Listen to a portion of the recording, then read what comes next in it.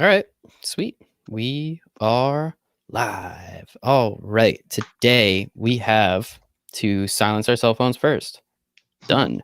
Today on the For the Love of Sports podcast, I have Justin Rasile, cousins, not brothers. I have Nick Wright, brothers, more than anything. And we are talking about the NFC West today. We are going to be breaking down the NFC West with Justin, Nick, and myself. Should be fun. Should be a blast. Taking a little different approach today. We have two people, so it should be fun. Have these little conversations. As you've heard in many of the other shows, it's usually just been me and somebody else, Justin or Derek at this point, trying to get some new blood in there. It should be fun. It should be a good time. Looks like we're live everywhere. So yeah, let's get into it. I'm Mike Rasile with Justin Rasile and Nick Wright. Gentlemen, Justin, how are you tonight? Great. How are you doing, Mike? I'm wonderful. Nick, how are you? Doing well. Hope all's well with you guys. Thanks for having me. How are you now? That's good. How are you now? Good, and you? Good, and you? So first thing we do want to cover, so Nick is a master of psychology, and it's always very interesting getting to ask him questions. Don't laugh. Come on, don't be like that. He's a master of psychology. He knows more about psychology than I did taking that AP Psych class in high school that I failed. And right now, that's because you want to see what an F looked like on your report card. It was cool. I'm not gonna lie. I wanted to see what it looked like. So, gentlemen, I just want to let you know that my lights are flickering really, really hard right now. So I would not be surprised if my power goes out and this ends. I'm down the road from you, so I'll be with you there. We're rolling with it. This is definitely a problem. Okay, we'll see what happens. So first, I want to cover a little bit of the psychology aspect. I mean, this year was very, very interesting with the draft being virtual. Yes. Obviously, has never happened before, never at least in any type of fashion like this. And with the obvious pandemic that's going on, COVID-19, coronavirus, whatever you guys want to call it, it is probably, this is a good time to talk about the potential of, having the opportunity turn to what does the psychological aspect look like? Because this is something that doesn't really happen too often. So Nick, just a couple questions here for you that I wanted to pose and just see what this opportunity kind of looks like and what some of these things might be. So what are some of the ways that you feel like COVID-19 affected the draft from the virtual aspect, and not within the actual player side, but more from the, I guess, from the psychological tilt from that aspect?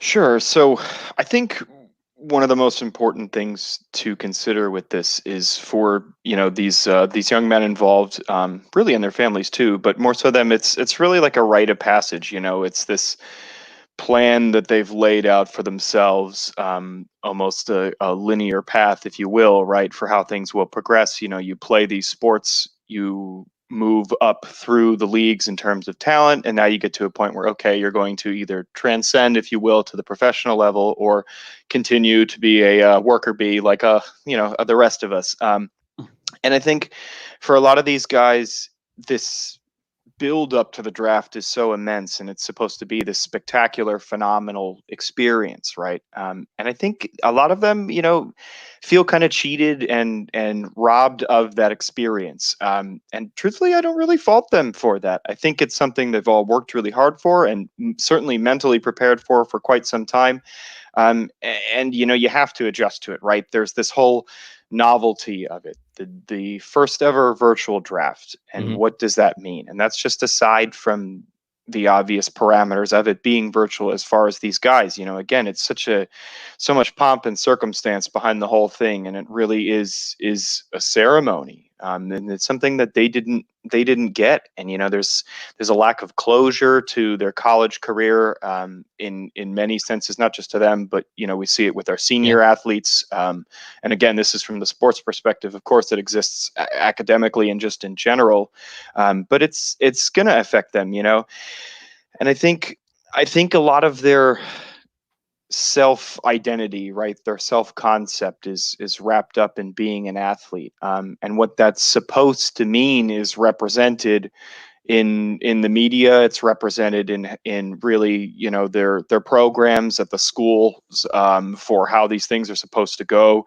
And there's not blueprint for this. There's not a rule book that they can reference. They can't reach out to some of the other professionals. You hear those great stories, about guys, alum contacting the up and comers and telling them what to expect and that kind of thing, and it doesn't happen. So in this experience, they're really on their own. And for some of them who, let's face it, right, the college program is very regimented. As an athlete, there's so much routine, and it's totally different. So you see some of these young men are really in a position where it's all new, and some have handled that really well. And I think the draft was more intimate than it's probably ever been, just because you got to see a little bit more of the family life. But also for these guys, a lot of them do feel kind of slighted, and it's come out in their tweets or that sort of thing.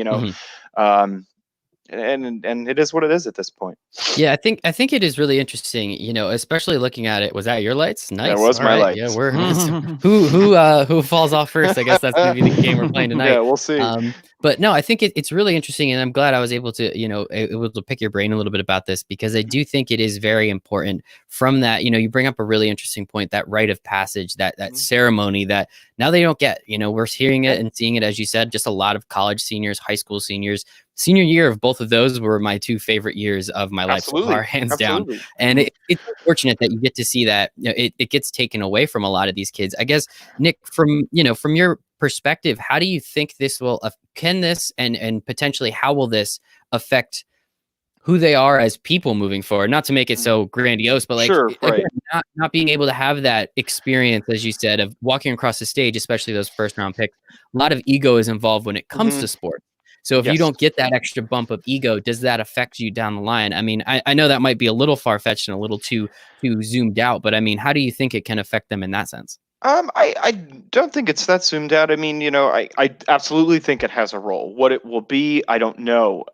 Whether it's just they carry a chip on their shoulder, if you will. It's me versus, not the world, but obviously these circumstances, and now I've overcome them. And I think some are really going to revel in that and own it and grow from it. And I think other guys are going to have a hard time, and circling back to, in many ways, the school maintains sort of their daily schedule and their life and that kind of thing. And now it's left to them. And some of these guys, don't make the best choices.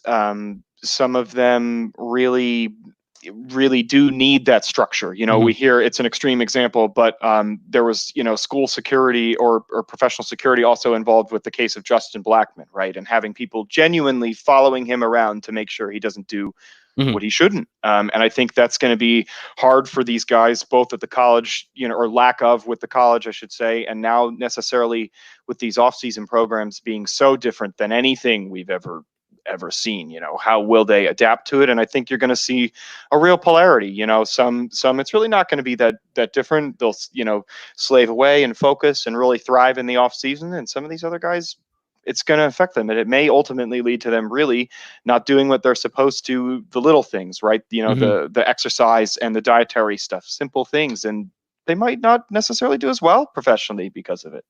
And a lot of those guys, you bring up the dietary and the exercise aspect. Like if you're living in an inner city and you're from maybe not the best place in the world, it's easy for us where we sit to say, well, why can't you go outside on a run? Well, a lot of people in New York City are afraid to leave their house. They're afraid to leave their apartment, so it's one of those things where it's you don't really have too much room to do anything. And I think you're completely right when it comes to, the opportunities that they potentially, don't have compared to, what we do. And sticking on that isolation, one of the things that was brought up when, social distancing and essentially isolation was preferred was the mental health aspects. Humans are social beings. I don't care if you're introverted, extroverted.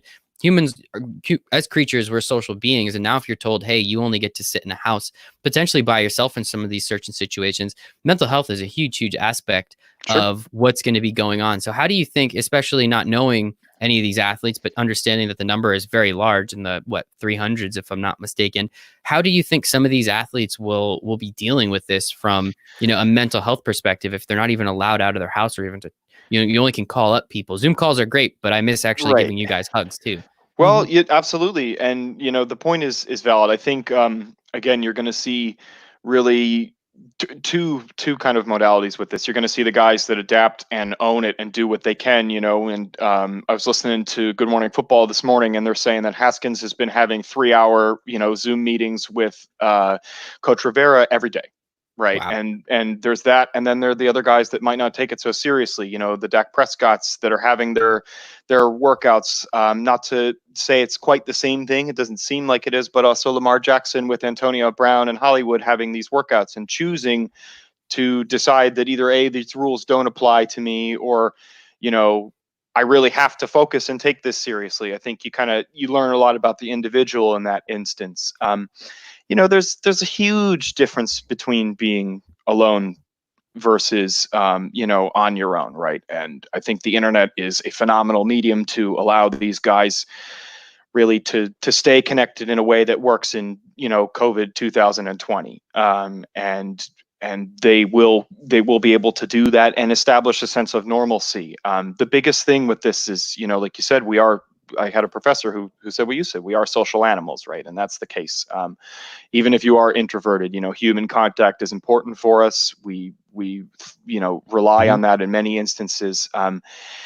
And what you need to really do, and what they need to do, is define their new normal, develop any routine, whether it's just simple as waking up and going to bed at the same time, meal regimens, whatever they can do to have a flow throughout the day, to have a sense of control, right? That's what's so jarring with this, is it's something none of us can really manipulate or impact. And we need that. We look for that in our lives, and we micromanage everything to the point where we really believe that it is within our grasp, when most things aren't. But it's something that they're going to have to do, and they're going to have to be deliberate to develop a self-care regimen. Again, we talked about, or you used a great example of these guys in the city that can't necessarily do the same things. Okay, but you can do push-ups in your house. You can do sit-ups in your house. You can have the exercise, departments from your universities or from your professional programs reach out to you and send you at-home workouts. I have a good buddy of mine who's given me stuff that he's getting for free online from a gym. It's easy stuff. You just have to do it. And I think part of it too is it's challenging for them to be somewhat alone, right? Because they've always been the center of what have you, whether it was in high school, in college, they're used to that being around them, and it's not now. So they have to kind of learn to be okay with themselves. And I think, fortunately, it seems things are changing where people are more willing to say, hey, I'm having a hard time, or, I am feeling a little depressed or anxious, XYZ, right? And that's more power to you. It takes a strong person to ask for help. And I think it's good that there seems to be a change in the narrative and encouragement for that from players. Some of the teams are even doing like actual evaluations from a mental health professional. That's been more so in the NBA, but I'm hoping that kind of bridges the gap and comes to the NFL. So they're learning. They're doing the best they can in many ways. And with that, I mean, there's positives and negatives that come out of everything. I think obviously some of the positives we touched on is, bringing some of these mental issues to light, and hopefully having people say, like, yes, this is a problem, I need help. I think that is a positive. It's not absolutely a negative to say I need help. I think it's actually really good, and destigmatizing the whole narrative of, oh no, you're a strong football player, you don't have problems, that's ridiculous. Right. I also think some of the other positives, and you touched upon them a little bit, was the intimacy of the draft, which I thought was really, really cool. Like, I mean, we're all laughing at, the picture of Cliff Kingsbury versus, Bill Belichick. And it's funny, but I mean, it's kind of cool to see in their lives. It was kind of cool to see what Sean McVay was doing, and Pete Carroll and John Schneider, and how they're hanging out with their kids, and, they see their wives, you see their dogs everywhere. It's like, it was really nice to see that. And I think that there will be positives that come from it. And I think they'll start to implement that, because us as fans, we actually really enjoyed seeing that. We felt like we were closer and more connected, which I think is really important as well. And to that point, like, how do you think the NFL, as kind of another far-fetched question, but how do you think the NFL can continue that lane of being more connected, being more intimate post COVID 2020, as you said? That's a good question. I think what they can do, first of all, is evaluate what went well, right? You know, I think this was it brought the human element to the draft with the families, you know, with all these coaches putting their kids up front. You know, that's great. And you can see the emotion they express to their family members that they would not necessarily do in the war room, right? Rightfully Yeah. so. You know, as far as how they can manage it, I think doing, you know, changing the way the PR campaigns work to kind of encourage more of the togetherness, right? Even one I saw today that I thought about was they're showing all these guys at the draft and they're saying it's not crying, it's flexing your criceps was the term. This was on NFL Network, right? This is their term, and it's hokey and it's silly. Of course it We're is. running out of things to talk about. Yes. Yeah, clearly. Yeah, I agree. I mean, you could tell that from some of the you know, little draft comments we saw on ESPN. But I think you want to, you know, really encourage that campaign, push all the philanthropy you see the players doing, you know, not just from the teams, right? Don't just retweet it. Mhm. Advertise it, talk to Yeah. them, have them on the guest shows. What are you doing? What was successful? These guys that are involved in the food banks that are going to their communities, you know, and really trying to give back. I mean, these players have a platform unlike most of us will ever have in our lifetime. And, you know, I think it's a positive if they are willing to use it in the right capacity. And they can, you know, and that's the great thing. I mean, you see simple stuff where one player retweets a small fundraiser and it explodes online. And then now somebody in need gets what they, you know, what they really desperately are or would benefit from. Joe Burrow. And that, yeah, Mhm. that kind of stuff is invaluable, you know, and I don't want to necessarily say it's up to the players or to charge them with that responsibility, because it's not. But at the same point in time, we're all global citizens, if you will, and, you know, make the world a better place.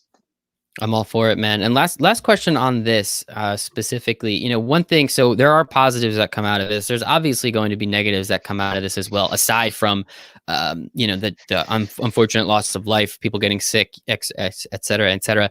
What does it do to a person down the road after being stuck again by themselves, only being potentially able to see one or two people for 2 to 3 month period? How does that affect you as a human being down the road? I mean, obviously we've never quite had a study like this where it's on a global scale before, but Sure. in your opinion, I mean, what have you seen or what have you read that would kind of give light to, okay, people that normally are social creatures now 2 months later, after not really being able to see too many people, how are they affected, and what are their mannerisms, and how do they change, I guess, specifically in the brain, if possible, down the road?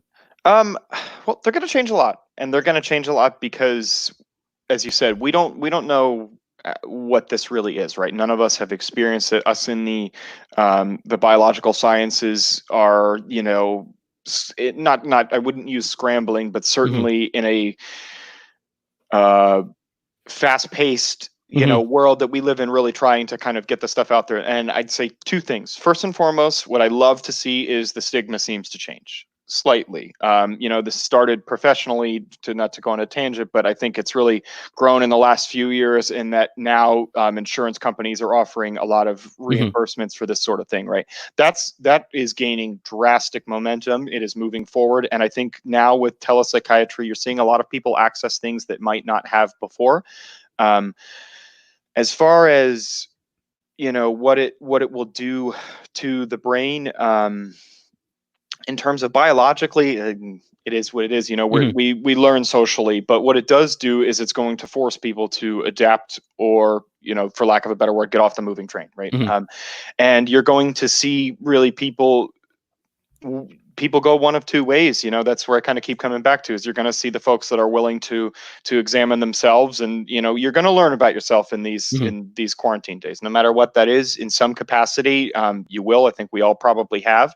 And I think for many of the folks, it's really going to be something that is an opportunity for growth. I would hope. You know, I saw this thing that was kind of comical, but it said, introverts, check on your extroverted friends. And it's kind of funny, but it's really true, right? You know, you have to learn what this will be, and what your new idea is moving forward. And that's what's most important, is not to get too ahead of yourself, but to understand, I'm going to control what I can control, and sort of accept that a lot of this is not something that we can do a lot about. And I think that loss of control is tough, not to really dive into it, but for anybody who knows Maslow's hierarchy of needs, right? It's self-actualization, safety to be some of them. And with that, he has a concept called locus of control. And that's what really matters to us, is to feel that we can impact day to day, that we can change things within our lives. And this is a wake-up call that it's not that simple.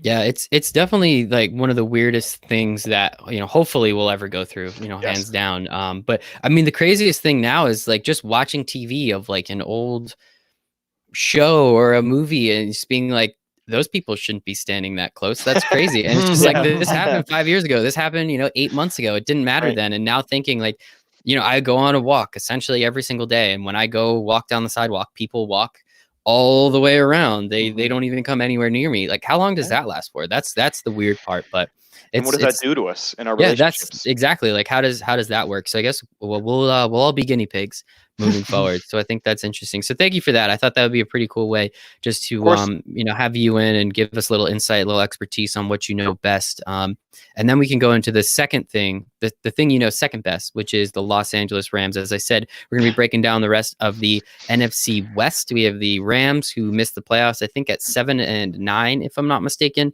We have the Seahawks, who made the playoffs, made it to the divisional round, lost to the Packers. I think Jimmy Graham was short, but that's a whole nother thing. Devontae Adams does not agree with me. The Arizona Cardinals, they had the 8th overall pick, so they were pretty whatever. And San Francisco 49ers, as we know, blew an 11-point lead with about 6 minutes and 35 seconds left in the Super Bowl to the Chiefs, and somehow ended up losing that game by 11 points. Effect. Yeah, right. The Shanahan Super Bowl effect. So let's start with the Rams. They did not have a first-round draft pick. First time in, 4th straight year, they did not have a first-round draft pick. But if you think about it, would you rather have Jalen Ramsey or a 4th-round draft pick? And this is perfect, Ramsey at 20, because I can ask Justin and I can ask Nick. Justin, were you happier or sadder with the draft pick, or would you have rather kept Jalen Ramsey? I still want Jalen Ramsey. I'm trying to find my. Uh-oh. Did he freeze? We lose him? Yeah, I think we did. Okay, how do you feel about it, Nick? I have no problem with obviously the player. The resume speaks for itself. The talent speaks for itself. I have a hard time, again, as you eloquently put it, right? 4 straight years of no first-round picks. That's tough. Now, having scoured the internet and tried to do my research to impress you guys, of course, with who would have been available at 20 as far as their needs, I'm not upset if you take conceptually getting the player that is Jalen Ramsey, proven to be what he is as an all-star, really is an all-star, at pick 20 overall.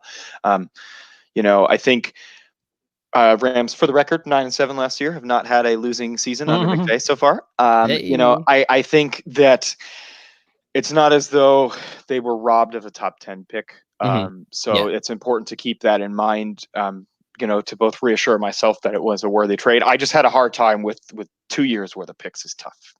It's difficult. Hopefully it does come back. I mean, again, you're in win now mode, so who the hell cares? But I guess we will see. We will definitely see. Just a couple other off-season moves. So that was the trade last year. Greg Zuerlein left, I guess, whatever. Todd Gurley was released. I think that's much more important. Still hasn't gotten paid. Clay Matthew released, still hasn't gotten paid. Dante Fowler Jr., they let him go. Nickel Roby Coleman, however you say him, his option was declined. And Corey Littleton. So, I mean, that is a huge significant amount of players gone. And if I'm not mistaken, the year prior, it was the same thing. Just a lot of people leaving, kind of an exodus over from that Super Bowl team. I don't think much of the offensive line is still there. Aaron Donald's still there. And I feel like that's about Michael Brockers, if I'm not mistaken, still there. Brockers failed his physical with the Ravens and re-signed with the Rams. So that's perfect. Look at that. I guess I'm happy. I love cheaper deal too. I love the leadership. I'm into it. I was it was sad to see him go. So as a homer, and he's been with them forever, and just a real stand-up guy, I love seeing him back. That is fantastic. I also think that one of the reasons that they really wanted to get Brockers back after the failed designation is that they realize with everything that's going on is that they need as much leadership and as much experience with players within the organization. So that's what a lot of teams were kind of focusing on. Yeah, that is completely. I couldn't agree with you more. They brought in Ashawn Robinson, 2 years, $17 million. Whitworth did stay for a couple more years. It says 3, but I'm really curious how long he's actually going to stay for. Opt out after 1, pretty much. I was going to say it's pretty much a 1-year deal. That's just all for the cap. And Leonard Floyd, they brought him in on a 1-year deal. Austin Blythe as well, because you have no offensive lineman. So going into the draft, Nick, how did you? I mean, again, considering and you got rid of Brandon Cooks, forgot about that, traded him away too. Going into the draft, what did you feel like were the biggest needs for the Rams? So, offensive line. They go from top 15. I think, if I'm not mistaken, they were ranked 11th or 12th. The Super Bowl run. And as you guys say, you win in the trenches, right? And that's very valuable. So, I think that was a big need.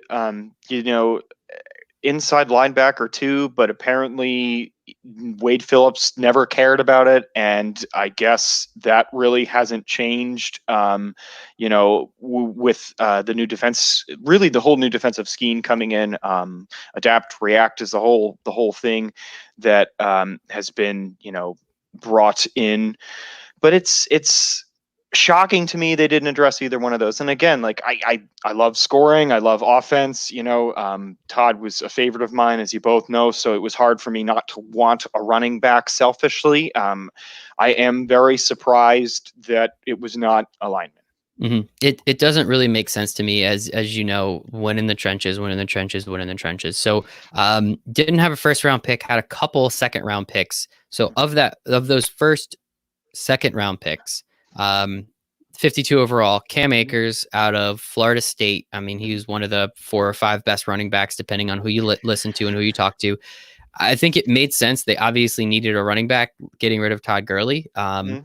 It's just confusing to me that they then immediately went and got a running back. I don't know. I feel like waiting probably would have made sense, because again, you need an offensive line more than Justin shaking his head. No, I think it kind of makes more sense depending on who's on the board. But Nick, how did you feel about it? Then Justin, I'll let you go. It's such a weird dichotomy, right? So, you draft the running back that arguably had the worst offensive line and still performed well. So what is that sending as far as a message? Are you saying we're acknowledging our line is not great, so we're going to get a player who we know can overcome this?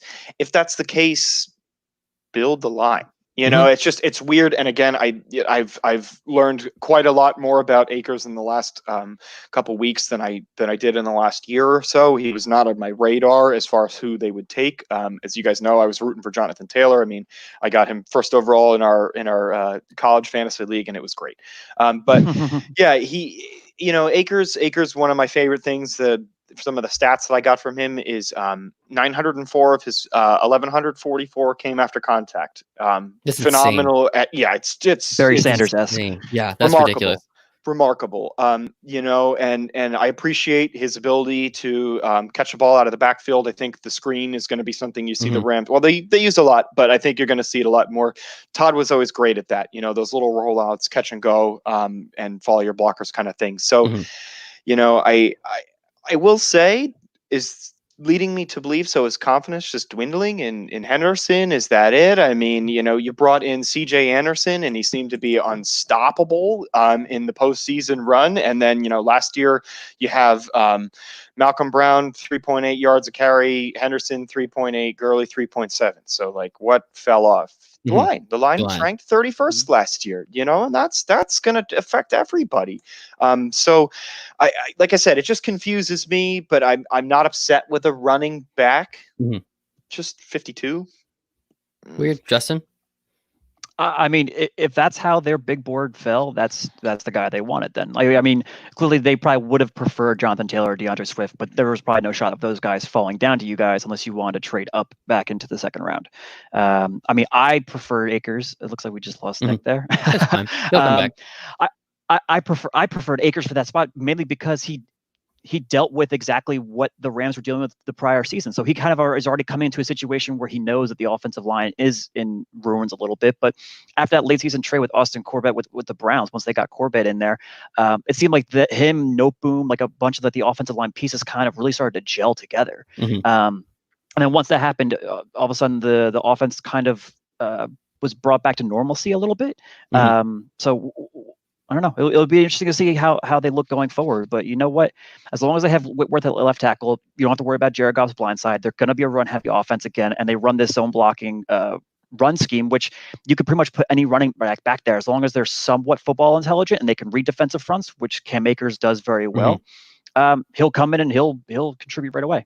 Yeah, I think that's very too. Bobby Evans stepped up real well last year. Yeah.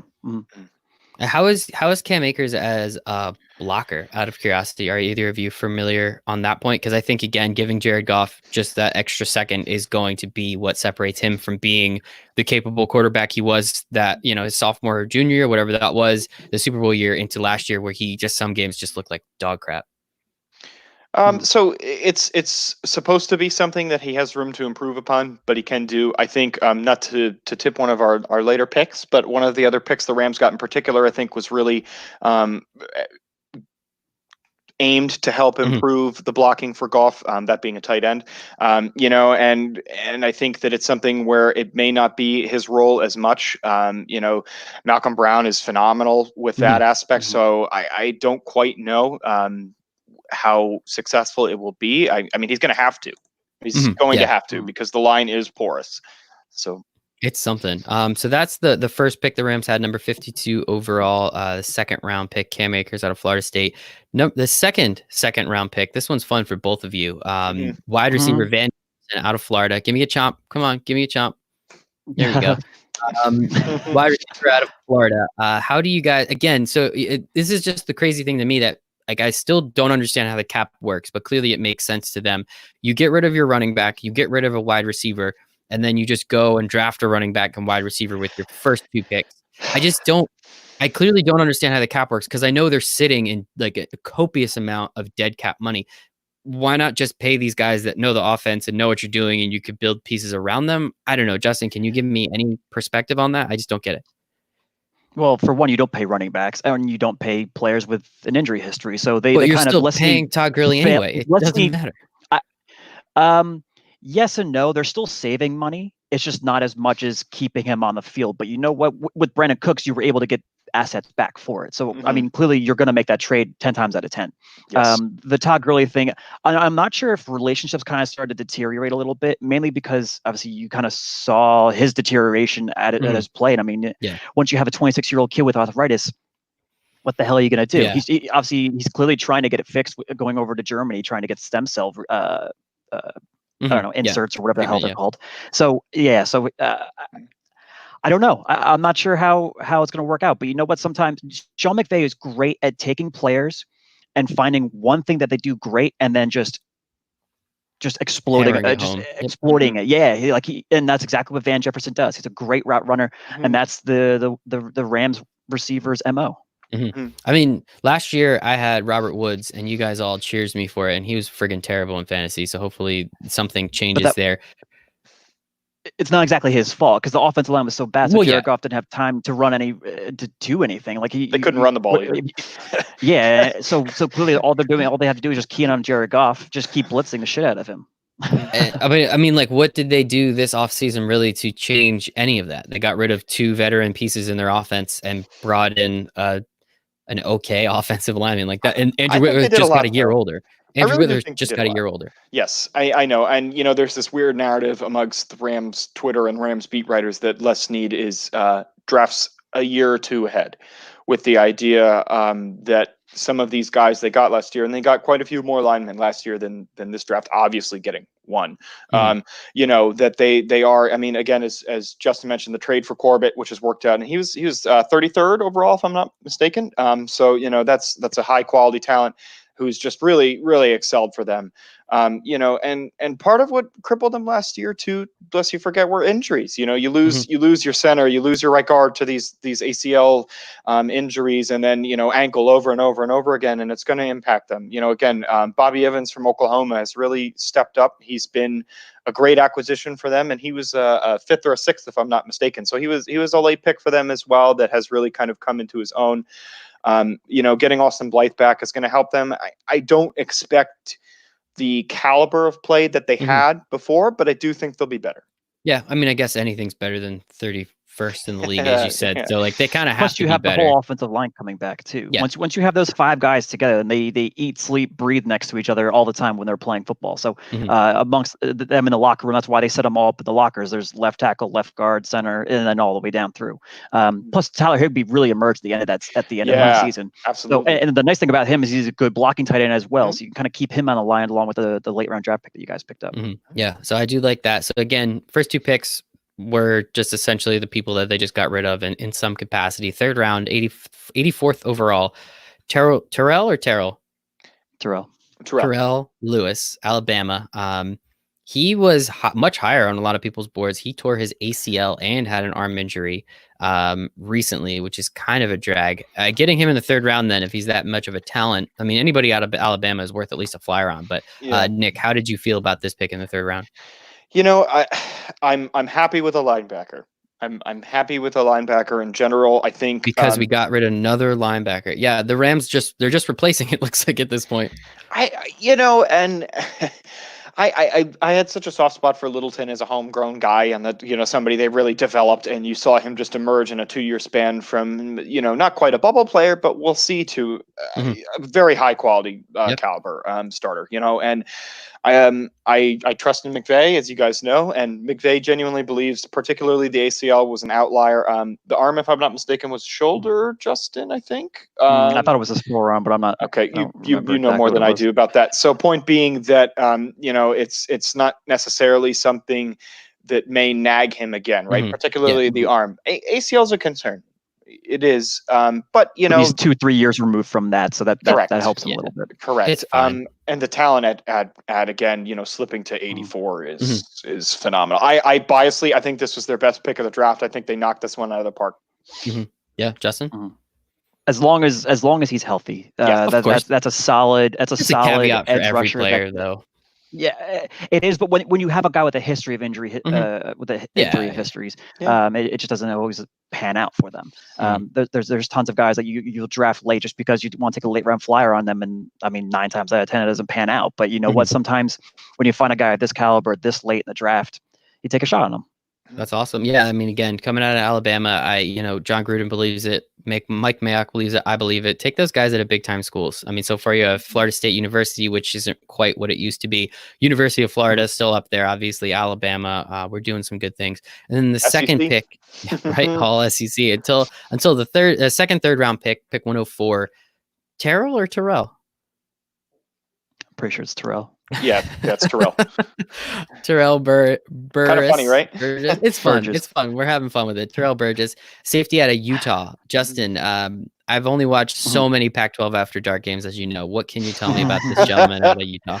Well, you know what? The Utah secondary wasn't so bad last year. They had Jalen Johnson. Obviously, he got hurt kind of midway through the season, so Burgess really stepped up. And the nice thing is this is a depth piece, but like Nick was saying, they're kind of looking towards the future with John Johnson's contract looming, and with the amount of money that the Rams have dedicated to a select amount of players, they kind of have to start doing that looking forward, and that's one of the reasons why they're doing what they're doing. But he's a good versatile safety.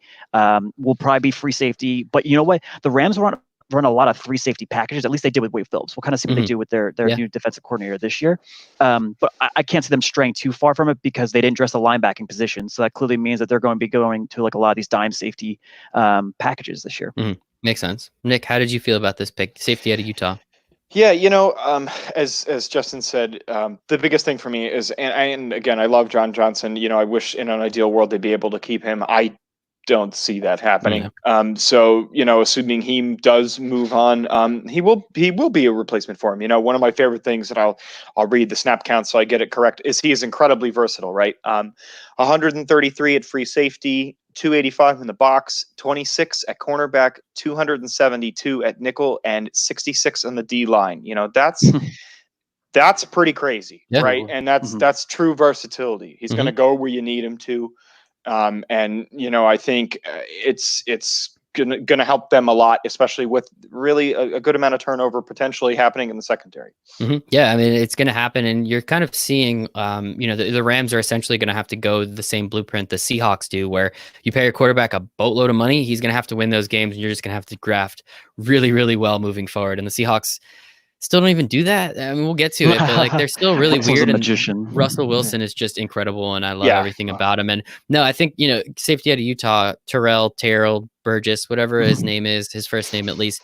I mean, you've seen a couple players like this now, and I wouldn't be surprised if this is the theme moving forward. I mean, you saw Isaiah Simmons, who went 7th overall to the Cardinals. We'll talk about him in a little bit. Just absolute freak, lines up all over 8th. Thank you. Lines up all over the field. Xavier McKinney out of Alabama, same thing, just less athletic. Lines up all over the field. Giants got him at 36, if I'm not mistaken. Jeremy Chin as well. Jeremy Chin, thank you. Where was he from? Somewhere Southern Illinois or something? Southern Illinois, yeah. Thank and you. then Kyle Duggar too, out of Lenoir-Rhine. Well, another guy that you can kind of line up wherever you want to. We'll see about that one. That one, I think Bill Belichick might have outsmarted himself. But we'll see about that one. And then again, you got safety at the Utah. I think he's same thing. You're just seeing like these players that are just crazy versatile. And with the way the NFL is moving, and with more of Bill Belichick kind of trickling down into the NFL, it's, hey, why don't we take these players? And especially the ones that can kind of play in that amoeba and they can do a lot of different things, that can then set the rest of the defense up to be their absolute best. Where if you can have one guy do a bunch of things really, really well. So I think that's pretty important moving forward. So it is kind of cool, and we'll see what happens there. So in the 4th round, 136 overall, Bryce Hopkins out of Purdue. I think I went Justin last time, so I'll start with Nick. Nick, how do you feel about Bryce Hopkins out of Purdue? This will be the 3rd tight end, at least that is like pretty good on the team.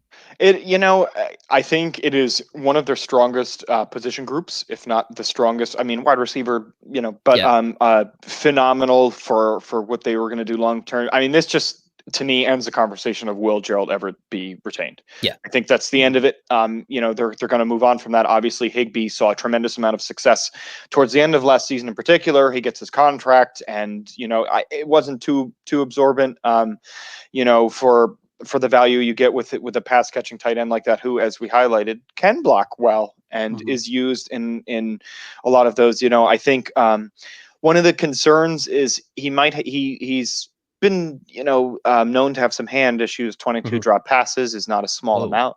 No. Is that over his career? I assume there's no way that was in 1 year, right? Yeah. Oh, but still, okay. it's still a lot. It's not a small amount. And again, you're playing at Purdue. What is the talent pool? Where are the throws? Right. Yeah. But hitting you in the hands at Purdue is not quite the same as hitting you in the hands with Joe Burrow throwing the ball. I don't think so. Yes. Not all statistics are created equal. Because sometimes you just have passes that aren't accurate. Like we look at Jalen Reagor coming out of TCU, he had 30% of his passes were deemed accurate according to PFF. So it'd be interesting to look up and see what Hopkins's what his accuracy was. Because I mean, just looking at Purdue Boilermaker quarterbacks, I mean, we know that none of them are really getting drafted. So yeah, exactly. I mean, other than offensive lineman, who's really coming out of Purdue in that case. So I mean, again, you make some good points. Will he be the 3rd tight end on the team? Is there an opportunity to cut Gerald Everett and save even more money in cap space? I don't really know how that works either, but probably not worth it. But it's interesting, teach him, and maybe he finds his way onto the field part of the way through the season. One thing that's kind of been a theme in a lot of these that we've been doing recently is the fact that these rookies are not going to make nearly as much of an impact as they would have in any other year. No. Because they're sitting out. They're not going to get the time with the team, the playbook, any of that. And it's kind of a drag, honestly. Yeah, the whole offseason is I wouldn't be surprised if we just jump in and all of a sudden, they go from training camp and you just kind of turn around and it's preseason already. So it's going to be weird. But I don't know. I'm excited for it. Justin, how do you feel about Bryce Hopkins out of Purdue? Yeah, like Nick alluded to, he's a great tight end minus the drop. So once he can kind of, clear his mind, drops are hard because there's a bunch of different things that you can look at. Maybe he had 3 broken fingers that he just kind of played through last year. Maybe he had a wrist injury. Maybe there's something else that was going on. Sometimes it could even just be as much as the quarterback was just inaccurate, like we were just talking about. So you kind of watch him, you're like, all right, the talent's there. What's going on mentally? Maybe it's something mentally, maybe it's something physical. I'm sure McVay can tap into it and then really see what they can kind of get out of this kid. And that makes sense. So some of these very late round picks, we have safety out of Ohio State at 199 overall, if I'm not mistaken, represented by Gary Vaynerchuk's sports agency, which is kind of cool. 7th round, 234 overall linebacker out of Baylor. Another 7th round, 248 overall kicker We'll talk about that. And then 7th, they finally draft an offensive lineman. At least it's a guard from Clemson, so that means he's capable of playing in big games, I guess. But he wasn't even the better guard out of Clemson, though. well, he went in the 7th round, 250 out of 255. There's a reason for it. Out of these 4 guys, Justin, we'll start with you. I guess out of the 3, we'll leave the kicker out for a second. Who's an impact player? Who's going to be potentially a diamond in the rough? Who's someone that is going to be more than just a special teams player potentially? I mean, they're all kind of special teams players. Like Clay Johnson's coming off of a torn ACL. Is he going to play right away? Probably not. He can't even, like, is he even able to rehab right now? Like that's pretty tough to kind of manage. But you know what? Playing special teams, like, you don't really have to worry too much about being in the dirt, like constantly playing. So you would think that coming into the season, whenever we have the season, he'll be relatively healthy, but you kind of worry about that torn ACL a little bit, which is one of the reasons why a lot of teams were staying away from these injury plagued players. It didn't seem to phase the Rams too much, though.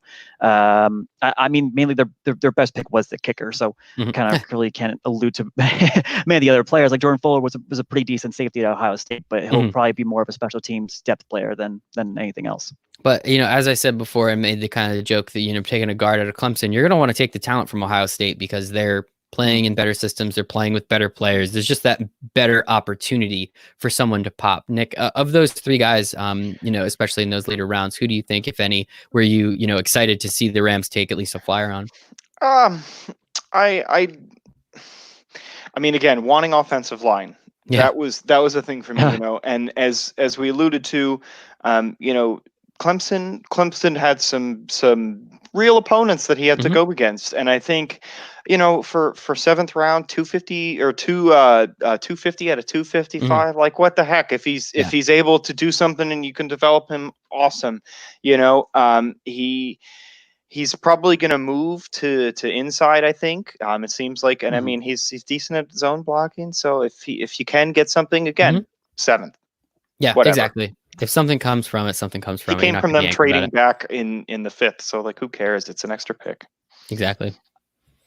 I just thought it was pretty crazy that they just completely passed on Josh Jones. Like, Josh Jones was in a free fall. Instead of taking Van Jefferson, who you could have found a wide receiver pretty much anywhere in the 3rd, 4th, 5th round because of how deep it was, they went wide receiver instead of a potential left tackle to replace Whitworth, or right tackle if you need him to play that way. Because I don't know, it was just like it's weird, mysterious thing. But you know what? Maybe the Rams are okay with the guys they have behind their starters right now. I really do think they are. I and most of the writers, again, that speak with the team and really get a feel, say they are confident in the talent they have to develop. It's just weird that they got a clone of 2 receivers they have already. That's just the strange thing. Why not size?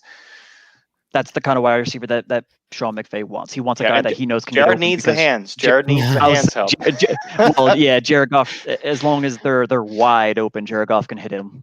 He can hit them just fine. So I think overall the Rams, and again, they picked a kicker in the 7th round. So I love it though. Cool. I love it. Bring the rec specs to the pros, man. I had those as a kid playing sports. I'm in. Let's go. So overall, Nick, you specifically, how did you feel the Rams did? Obviously, again, we harped on it the whole time. They needed offensive line. They didn't really get any. One thing that I think is kind of weird, and kind of just listening to you guys talk a little bit about it. So their 1st pick, replacement for a player they let go. 2nd pick, replacement for a player they let go. 3rd pick, replacement for a player they let go. 4th pick, a replacement for a player they're going to let go next year. 5th pick, a replacement for a player they're going to let go next year. I understand drafting a year ahead, but at the same time, aren't the Rams in a win now mode? I mean, you don't sign your quarterback to $100 bajillion to say, let's see what happens next year for the next 3 years. You're absolutely correct, and that's what's confusing about it, right? And if you want to believe the narrative of mortgaging picks to get these players, it sends a message. It sends a message to the team, which you expect. And I will say, being a fan for quite some time, it was refreshing to have a 9-7 season as a disappointment. It's a nice place to be. It hasn't been like that. I'm grateful for McVay and everything he's done to rejuvenate, but it's confusing. And I've I don't want to say the window's closed because it's not. No. I still think they're in the top tier of the NFC teams, but as we'll get to, this division is ridiculous. And the expanded playoff format, they would have been in last year. And there's something to be said for that. And they would have played the Packers, if I'm not mistaken, because they would have been the last seed. And they kicked the crap out of the Packers earlier in the regular season. McVay will not lose to his assistants, it seems like. So, take that Belichick, whatever, Yeah, right. The mojo. So they probably, to me, biased though I am, I think they might have won that game. And then what happens? Then it's a very different scenario. And we talk about this, and you guys were with me. Justin and I watched that game live. Greg Zuerlein missed that kick against Seattle. That happens. They've now swept Seattle, for the record. McVay's 5-1 against them. Could have been 6-0, and they sweep Seattle. Now that situation switched, and everything's different. The whole division's upside down. So, I'm not trying to panic. I don't think this is all or nothing. I think this is a big year for McVay. I really do. I think this is a year where he can kind of prove if he's a fad or if he's really going to establish himself as a prominent coach. Yeah, I agree. I think that's some pretty good analysis, Justin. I mean, Nick said it all. Okay, perfect. Great job, Nick. Go Rams. My only worry with the Rams right now is going to come down to the cap. Like, I understand that they're going to be letting a lot of these players they drafted as rookies, and they drafted, developed them, they turned into pretty good players, and they're just letting them go. It doesn't exactly send a great message to a lot of players in the locker room when they're like, okay, you know what? We're going to mortgage our future. We're going to give up 2 first-round draft picks. And we're going to bring in Jalen Ramsey. We're going to give him a $100 million contract. We have Aaron Donald on a $100 million contract, and we have Jared Goff on a $136 million contract. It's like, all right, so you have a lot of money. You have a lot of money, which means that there's not going to be a lot of depth. And then now all of a sudden you're going to be losing your left tackle. You lost your running back. You lost you trade away a wide receiver, and now the defense looks totally different than what it was 2 years ago. Yeah, I'm fine with them. I'm fine with some of those contracts, but some of them are not okay. Goff's in particular, you guys know, I'm lukewarm at best. On a good day, on a nice sunny hot day, you're lukewarm about it. Brandon Cooks needed to go. He was pretty much useless last year. I mean, obviously the concussions, it's kind of sad. Hopefully he doesn't actually have like long-term brain injury. The dude's like 26 years old, which is crazy. It feels like he's been in the league for 10 years. Dude's 26 years old. He has it. Yeah, it's just crazy. And just kind of looking at their schedule, home against Seattle, San Francisco, Arizona, obviously. They also have the Giants, Dallas, New England, the Jets, and Chicago. I mean, let's say they split the division. Giants should be an easy win. Dallas is weird at best. New England, we don't know what the heck they're going to look like. Jets should be an easy win. And Chicago, same thing, weird at best. So even thinking about it from that perspective, that isn't, is not the easiest schedule. Away games with Philadelphia and Washington. Washington should be fine. I'm not worried. Miami, Buffalo, Tampa Bay. I mean, I don't think they have the hardest schedule, but I don't think they have the easiest schedule. I do think, as you said, though, the division is probably the best in the NFL, I would say, if not top 2, considering 49ers and Seahawks are always going to be there just because, as we said, Russell Wilson's a magician. And I think the Cardinals did get better. They did. Like Kyler Murray definitely could have that, either that sophomore slump or that sophomore bump, as we saw with not to compare him to Lamar Jackson, they're obviously different, but I don't know, maybe Cliff Kingsbury figures it out in his gigantic home with his fireplace and his turf outside his house. You just never really know how that happens. So I don't know. I mean, I guess from a fantasy perspective, what do you guys think are some of the opportunities, especially for some of these draft picks, as well as, Jared Goff, Cooper Kupp, and Robert Woods? Justin? Yeah. I mean, obviously I'm buying Josh Reynolds depending on where he's starting to go in all these drafts. Like, I understand that they drafted Van Jefferson and they have 3 tight ends that they can get on the field at any point, but they still run a lot of 3 and 4 wide receiver sets. And that's something that Sean McVay loves to do because he loves to spread the field out and he loves to create a perfect one-on-one situation with a certain play. Like every single play, it seems like Sean McVay is like, okay, you know what? Tyler Higbee's getting this play. He's going to run a 10-yard slant. And then all of a sudden we're having all the other wide receivers run a drag route across the field, just to the other side. That way we have Higbee on a 1v1 against their linebacker, and I know he's going to win that play. Tyler Higbee's another guy that I'm looking, especially with how weak tight end is, and with how strong he was with like those last 5-6 games when Gerald Everett was kind of hurt, and then they really started to see. Yeah, he really blew it up.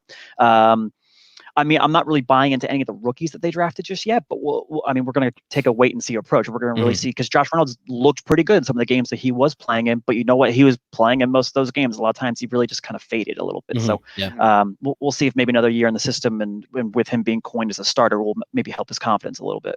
Yeah. Nick, how about you? Anyone in particular? I think, Cooper Kupp was, if I'm not mistaken, first through week 8 or 9 in the league for fantasy, and just fell off a cliff with arguably some of the rest of the Rams offense. I think losing Cooks hurt him a lot at the very least. Cooks kind of became a decoy, unfortunately. But I do see that with Reynolds, as Justin said, has excelled. He's third in the depth chart right now. So we'll see, as things progress this offseason being very different. I'm not sure quite what Van Jefferson's role will be, but I do think Kupp will benefit from another talent on the field. And I'm all in on Higbee. I really am. I think he's going to be top 5 position at the end of the year, pushing into that top tier. Not to say he's Kelsey, Kittle, Ertz. No, but I think he's going to be right on that cusp. Yeah, I wouldn't be surprised. I picked him up in a couple leagues. Wish I played him in the championship round in one league, but I didn't. So that was 2 TDs. One thing I do. One thing I do want to say though is, of all the running backs that were drafted, Cam Akers was drafted to the best spot outside of Clyde Edwards-Helaire. So like if you're ranking them in Dynasty, it's going to go Clyde Edwards-Helaire, Jonathan Taylor, just because of the experience and just the position that he fell to. And then Cam Akers is solid number 3 right now. It's a guy you would definitely want to buy on. Yeah, of those rookie running backs. Because, I mean, you look at J.K. Dobbins, he's going to have Mark Ingram in front of him, or at least split a little bit of time there. DeAndre Swift. I still don't really I don't know. What's Kerryon Johnson doing? Exactly. I mean, so DeAndre Swift makes sense, but again, this is just such a weird offseason. As you guys said, don't really want to bank anything on those running backs. So I don't know. I think the Rams make the playoffs because there's that extra team available. As you said, they would have done it last year if they were a kick away from being 10-6 and being exactly where Seattle was. So I think some things will definitely change next year. And if anybody didn't realize, Nick's a pretty big Rams fan. That's why we probably spent most of the time talking about the Rams, which is completely fine with me. Not a problem at all. I love it. So moving on to hour 2 of our show, we're going to talk about the rest of the NFC West. So we're going to start with Seattle. Finished 10-6, if I'm not mistaken there, or 11-5. I don't actually remember. Somebody looked that up. So they, came into the year. They're always incredible. They trade for Jadeveon Clowney for like pennies on the dollar just because Bill O'Brien's going to Bill O'Brien. They brought in Josh Gordon. That didn't really work out. They had some weird stuff going on. Clowney's still unsigned. They did bring in Greg Olsen, which I think is pretty cool. They brought back Bruce Irvin, which I also think is pretty cool. And they traded for Quentin Dunbar. So that's kind of nice, I guess. They did have both of their running backs in like right one after the other go down with not just season-ending injuries, but like pretty bad injuries. Rashad Penny tore his ACL relatively late in the season. Chris Carson, I think, broke his hip, kind of like Tua, which is pretty crappy. So we'll see what happens there. Nick, going into the draft, what did you think Seattle was in need of most? I mean, line. Like, what are you doing to Russell Wilson? I don't get it. And the man is a wizard, a magician, an escape artist, whatever you can use to say he's elusive, right? And he is phenomenal. I'm very jealous of his talent. He's a blast to watch, but they hang him out to dry, and I don't understand it. He's very, he's a smart quarterback, and he's good at avoiding getting hit. He'll dodge, he'll fall, he'll do what he needs to do, not get smacked and just kind of get clipped, and those things make a big difference. Just ask Robert Griffin III, right? Yeah. I mean, it makes a big difference. I'm surprised they didn't go line. But it's been that way his whole career, and we joke about it with one of our friends who's a Seahawks fan that watches with us too. I mean, it's crazy that it's still happening, but apparently it works for them. Yeah, they keep making the playoffs, so I don't know. Maybe the joke's on us, but like it never makes sense to me. I mean, it took till the 3rd round for them to draft an offensive lineman. They drafted a guard. At least it was at LSU, I guess. Yeah, at least it was at LSU. Exactly. Like there could be worse places to take one from. So I guess starting with the draft, first pick, number 27 overall, Jordan Brooks, linebacker out of Texas. I know a lot of people had him in the first round, then out of the first round, and back into the first round again. Justin, what can you tell us about this kid from Texas Tech? Texas Tech. Yeah, no, you know what? He's I'm so confused. Like, so you have Bobby Wagner and KJ Wright. KJ Wright, I believe his contract expires at the end of next season, but he hasn't shown any signs of slowing down. Bobby Wagner, 29 years old, still an all-pro linebacker. So you're drafting a linebacker to sit behind them. Are you now like? I know that they ran a 4-3 front last year. So is Jordan Brisk going to be the other linebacker that's going to kind of be, I don't know, taking the reins, kind of going forward? Maybe they're kind of looking for some cap casualties, and maybe they're going to be looking to offset KJ Wright's contract, move him around, or just let him walk completely. Jordan Brooks, great player, but why did you draft a linebacker in the first round? It seems like very Seattle move. Nick, what can you tell me? What have you read and understood about this pick? No, Justin hit it on the head, right? And I think about cap casualties, particularly with what he said, because everything I researched, this is a Bobby Wagner clone, so they say. So good against the run. Not a bad clone to have. Right. Yeah. An impressive comparison for sure, perhaps a bit grandiose, but either way, that's the comparison. So does this mean that they're not going to pay KJ Wright? Cap casualties are something that affect them, to name a couple, right? Josh Gordon is unsigned. Procise is unsigned. Jadeveon Clowney is unsigned. So like what are again, we talk about the message to the team. Are they going to retain these guys? Is KJ Wright going to be there? Is that the whole point? Is this a year ahead? I don't know. It's certainly a talented player, and if you can mold him or do what you want with him, great. Yeah, we'll see what happens. Again, I mean, they keep making the playoffs. We keep making fun of them, and they keep laughing in our face. So they have this. Say that again. Only one Super Bowl though to show out. They're a yard away from a dynasty. That's crazy, but they didn't become a dynasty. We were all certain that this was going to be like the next Patriots, and then we see how quickly it doesn't always happen that way. Legion of Boom is gone. Legion of Boom is gone. They're completely gone. But I mean, it is still funny. They're still always there. Their defense is still always at least good enough, and Russell Wilson's still enough of a magician that, hey, I mean, they'll figure out a way. I'll put money down on it right now. I'm pretty sure the Seahawks make the playoffs again. That's just what they do, especially with an extra spot now. I think that's pretty almost guaranteed. So in the second round, they're 16th in the second round, number 48 overall. Darrell Taylor, edge out of Tennessee. So this is at least some rushing opportunities. Nick, what do you know about this gentleman out of Tennessee? I mean, I still think, and what I found is that he's still kind of raw, right? There's some skill there, of course, the athleticism, but there's some stuff they need to develop. And 16 and a half sacks over the last 2 years. It's impressive. They seem to live and die with the defensive front. That's been something that they've done mostly well, at least from my perspective, with some guys that might not have excelled in similar situations. So if it works for them, great, especially with some of the guys that we mentioned that they're at least haven't signed yet. I don't know what Clowney will do. Yeah. But you lose Ziggy Ansah as well, and Quentin Jefferson, so they have to do something. Yeah, absolutely. Justin? You know what? Taylor's a pass rush specialist, and not to say that he's not good against the run, because he's pretty good against the run, but he's a bendy defensive end edge rusher that's going to get to the quarterback, and it's something that they really wanted to pay Jadeveon Clowney to do, but Clowney just doesn't get over that hump. He's a great run stuffer. He does well enough just because he's a physical freak, but he's not that 10 sack, 12 sack, 14 sack a year guy. Taylor, his upside can be that, which is it seems that the Seahawks won't be signing Clowney unless they're getting him at a much cheaper contract than what he was originally he wanted 20. Asking for.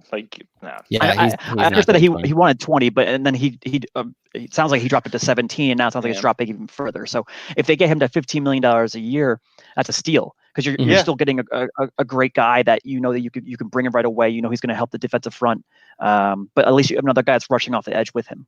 Yeah, and I think, again, you guys know how I feel about it. Build up the lines. Seattle doesn't believe in the offensive line, but at least they believe in the defensive line, and they can actually do something with that. Jeremy, we'll get there. Calm down. So one thing I always like to point out, or is always a question, it's kind of more of a philosophical question from my standpoint. If Leonard Williams and Jadeveon Clowney were on the same defensive line, does a tree get sacked in the woods? Like, you'll never really know, right? You'll never really know. It's always a question to me. So in the third round, fifth pick overall in that round, 69, nice overall. Damian Lewis, offensive guard out of LSU. As we've been saying, take these kids from these schools like LSU and Alabama and Ohio State Live in and the Clemson. SEC. They're getting the best possible talent. It's just how it works. Georgia as well. Justin, you said this is a good guard. Tell me why you think this is a good offensive line pick for the Seahawks. It's a great pick for them because he's a better run blocker than he is a pass blocker. Not to say that he's not a good pass blocker, but you know what? What Seattle does best is they run the damn ball. They just force feed this ball down their throats, and then once they establish the run, that's when Russell becomes a magician because he's play action passing all over the freaking field. And they have these wide receivers that are, you have DK Metcalf, Tyler Lockett. They're obviously two totally different players, but they're both very fast. They can get down the field, and it's a guy, and then they're both guys that you can get the ball to, especially with how wide open they can be once the play action pass is established.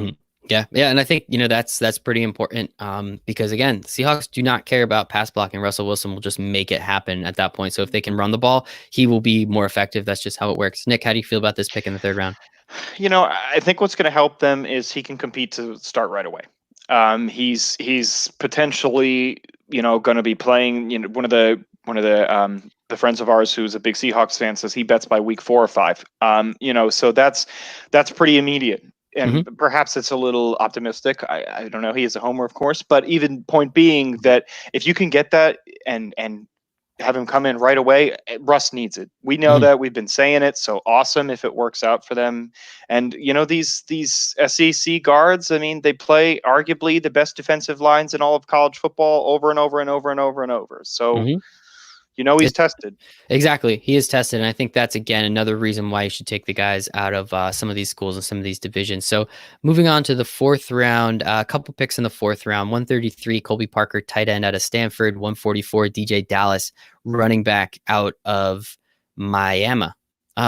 Justin, is the U back? No, it's not. No, okay. It's slowly getting there. They have some talent coming out next year. Rosois, I forget how you say his name. The defensive end edge rusher coming out next year is projected to be like a top 10 pick. So they clearly have some talent coming back. I know that they're kind of reestablishing and changing the culture a little bit from what it has been. So we'll kind of see what Miami can do next year. Tell me about these guys though, if you don't mind. Yeah, so Parkinson is that prototypical tight end. You line him up along the line. He blocks pretty well, catches pretty well. He's just like this giant 6'7", just mammoth of a person. Russell will love throwing the ball to, and it's ideally kind of what they were hoping Jimmy Graham could end up being. Just a red zone threat that Russell needs to throw to because Tyler Lockett can't get it done. DK Metcalf, pretty good in the red zone, but he seems like he's a little bit better away from the red zone. So hopefully they drafted a guy that can help them in that area. DJ Dallas is another running back that a little bit of a smaller guy, but because Chris Carson's in the last year of his contract, they have to start looking forward to the future just because they're paying a bunch of guys too much money. Well, not too much for Russell, but for some other positions. So they kind of have to look towards the future a little bit. And yeah, that makes sense. Again, Rashad Penny and Chris Carson came from the same draft, if I'm not mistaken. So we'll see, how that kind of shakes out and adding somebody. They're both hurt. So Carson was drafted the year before. Was he really? I apologize, but it's still super late. Like Penny was the first round pick. Okay, thank you. He was a late round pick, and then he really kind of came on at the end of the season, and then they came back and drafted Rashad Penny in the first round, which another eye opener. But clearly, the Seahawks know what they're doing.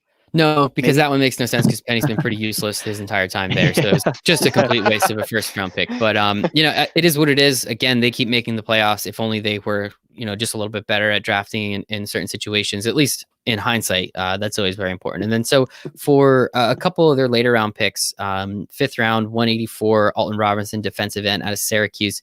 Nick, what can you tell me about this guy? 19 sacks, 32 tackles for loss. That's pretty good. Pretty incredible. Yeah. Syracuse. So yeah, exactly. ACC. But it's still not too bad. Without my fandom coming in too much and my rivalry with Seattle, if you will, I'm not surprised Seattle drafted somebody who has some question marks as far as character concerns. Genuinely, right? No, they have a reputation of doing this, and usually it seems to be fairly successful for them. To their credit, Pete Carroll's able to do what he's got to do. He's a player's coach. The guys love him, and he's able to get production from them. And whether obviously the charges were dropped against him, so I think that's important to note, of course, because It's really the end result. But at the same point in time, there is kind of a question mark as far as that's concerned. Yeah, I think it's pretty funny, but I like the way you're looking at it. And again, yes, 19 sacks, 32 tackles for loss. Even if it is in the ACC, not everybody's putting up those types of statistics. So there is something in that. Sixth round, 214 overall. You guys can both have this one. We have a wide receiver out of Florida. Justin, can you give me the chomp this time? I think Nick gave it to us last time. How do you feel about this guy out of Florida? I mean, most people kind of viewed him as an undrafted free agent. So, I mean, you drafted him in the 6th round, so it's nothing like you didn't draft him too early or too late. You just kind of got him about where you were going to get him. And I mean, you basically got him as a return specialist. Like he was kind of an okay wide receiver while he was playing. It was kind of hard to really watch that Florida offense because Felipe Franks is very inaccurate, not very good quarterback. And then Kyle Trask came in, and Kyle Trask was all right. Yeah. Well, but obviously Van Jefferson was always the wide receiver one and on that team. And I mean, Freddie Swain just rode the coattails of that. It is what it is. I mean, again, it doesn't hurt to have another wide receiver in there. They lost Doug Baldwin beginning of last year. He unfortunately had to retire, I think, from a neck injury or something, which kind of stunk. And we'll see. I mean, again, DK Metcalf was fun, but he runs one route. And Tyler Lockett, I think, has emerged as the new Doug Baldwin. What? Don't worry. Metcalf's route tree really expanded last year. I understand. I want him to be great. I want him to be great, but like I traded him away. I don't want that. No. Don't worry. He's gonna be a monster next year. Sumner's not listening, dude. Don't worry. You can say I'm embarrassed. I messed up, man. I shouldn't have done it. No, I was talking talking to Justin. blow smoke up anyone's ass. Like DK Metcalf is legit. All right, and then 7th round, another wide receiver, Steven Sullivan out of LSU. Now here's the thing: I watched a lot of LSU games. Tight end. Yeah, he was more of a tight end. I understand that he was like that tweener type, but he was really more of a tight end for LSU last year. We'll kind of see how the Seahawks really want to play him this year because I don't know. They have Greg Olsen, so hopefully a guy that can be a little bit of a leadership role for him. He's going to be there for a year. I mean, he already has his contract practically signed with Fox to go and hang out with Kenny Albert in the booth. But one thing I can say about Steven Sullivan is I watched a lot of LSU last year. I cannot remember a single time hearing his name called. So it's all about Moss. Yeah, I mean, he didn't even get drafted, so it is what it is. But like, how do you guys feel, Justin? I guess we'll start with you. We started with you last time, Nick. How do you feel about this, random dude out of LSU coming from the literally most potent offense of all time? And you took the words right out of my mouth, man. I mean, statistically, that was the offense of college offenses we've ever seen. And who is he? He's a wide receiver turned tight end turned wide receiver that's listed as one thing and kind of does a little bit of both, but that means he's not really great at either. So I don't know.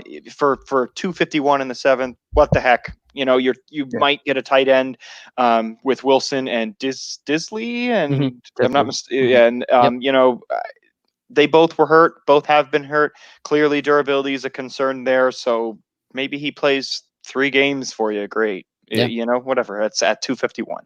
Yeah, exactly. It's 7th round. It's a flyer. Jacob Holster, I think, too. They signed him to one of those really tiny little deals that he got with. So, I mean, again, we talked about it. They needed offensive line, so they got one offensive lineman, exactly like the Rams. At least they picked one a little bit earlier. But I guess, Justin, we'll start with you. Justin, we'll start with you. How do you feel about the Seahawks draft overall moving forward? I mean, outside of their 1st-round draft pick, I thought they drafted pretty well. Terrell, you're going to get a possible edge rusher that they desperately need. They finally drafted a pretty decent guard because their starting offensive line right now is just nondescript. Like, it's really hard to kind of look at and be like, all right, who are these guys? Alton Robinson.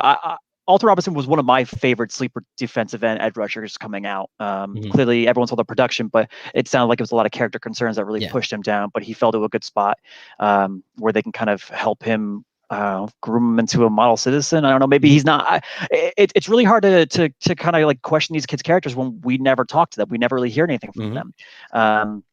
So I don't know.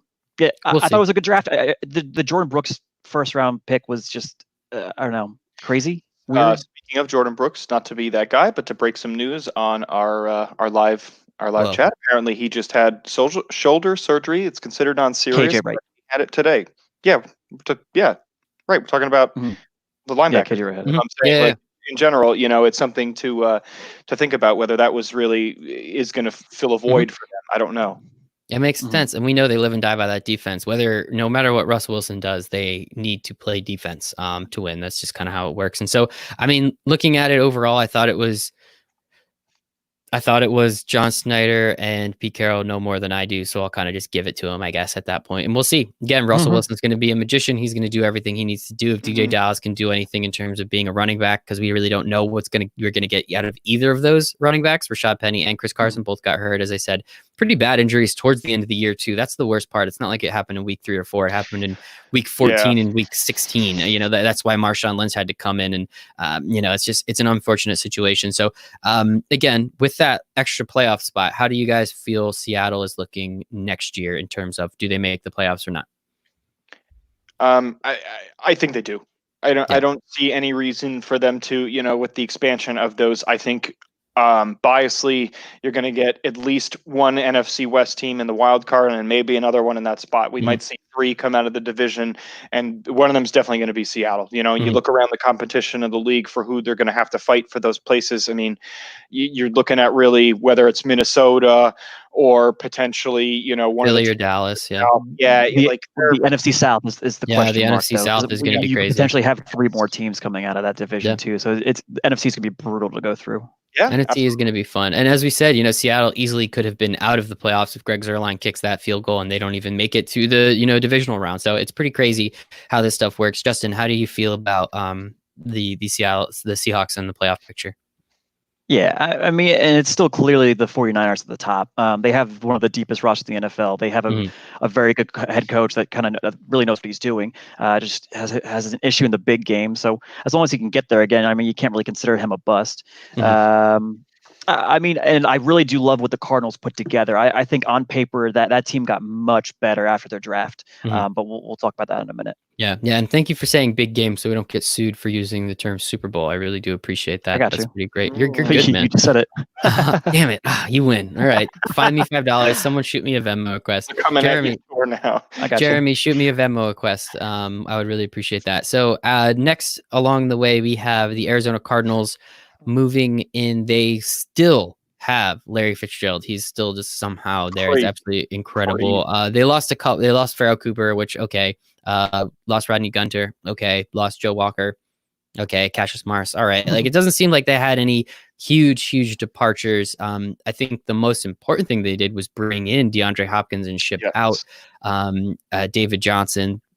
Kept Kenyon Drake on a weird transition tag, so he's making a couple bucks, but he's only there for essentially another year. They still have Edmonds as well, Chase Edmonds. Brought in Jordan Phillips from the Bills and Devon Kennard from Detroit, former Giant, actually, which is kind of cool. So, Justin, moving into the Arizona Cardinals, what did you think their number one or their needs were moving into the draft? Just a lot of defense. Like, very clearly, you saw that Kyler Murray and Cliff Kingsbury have this connection. That as long as Kyler can keep developing, this is going to be an incredibly potent offense.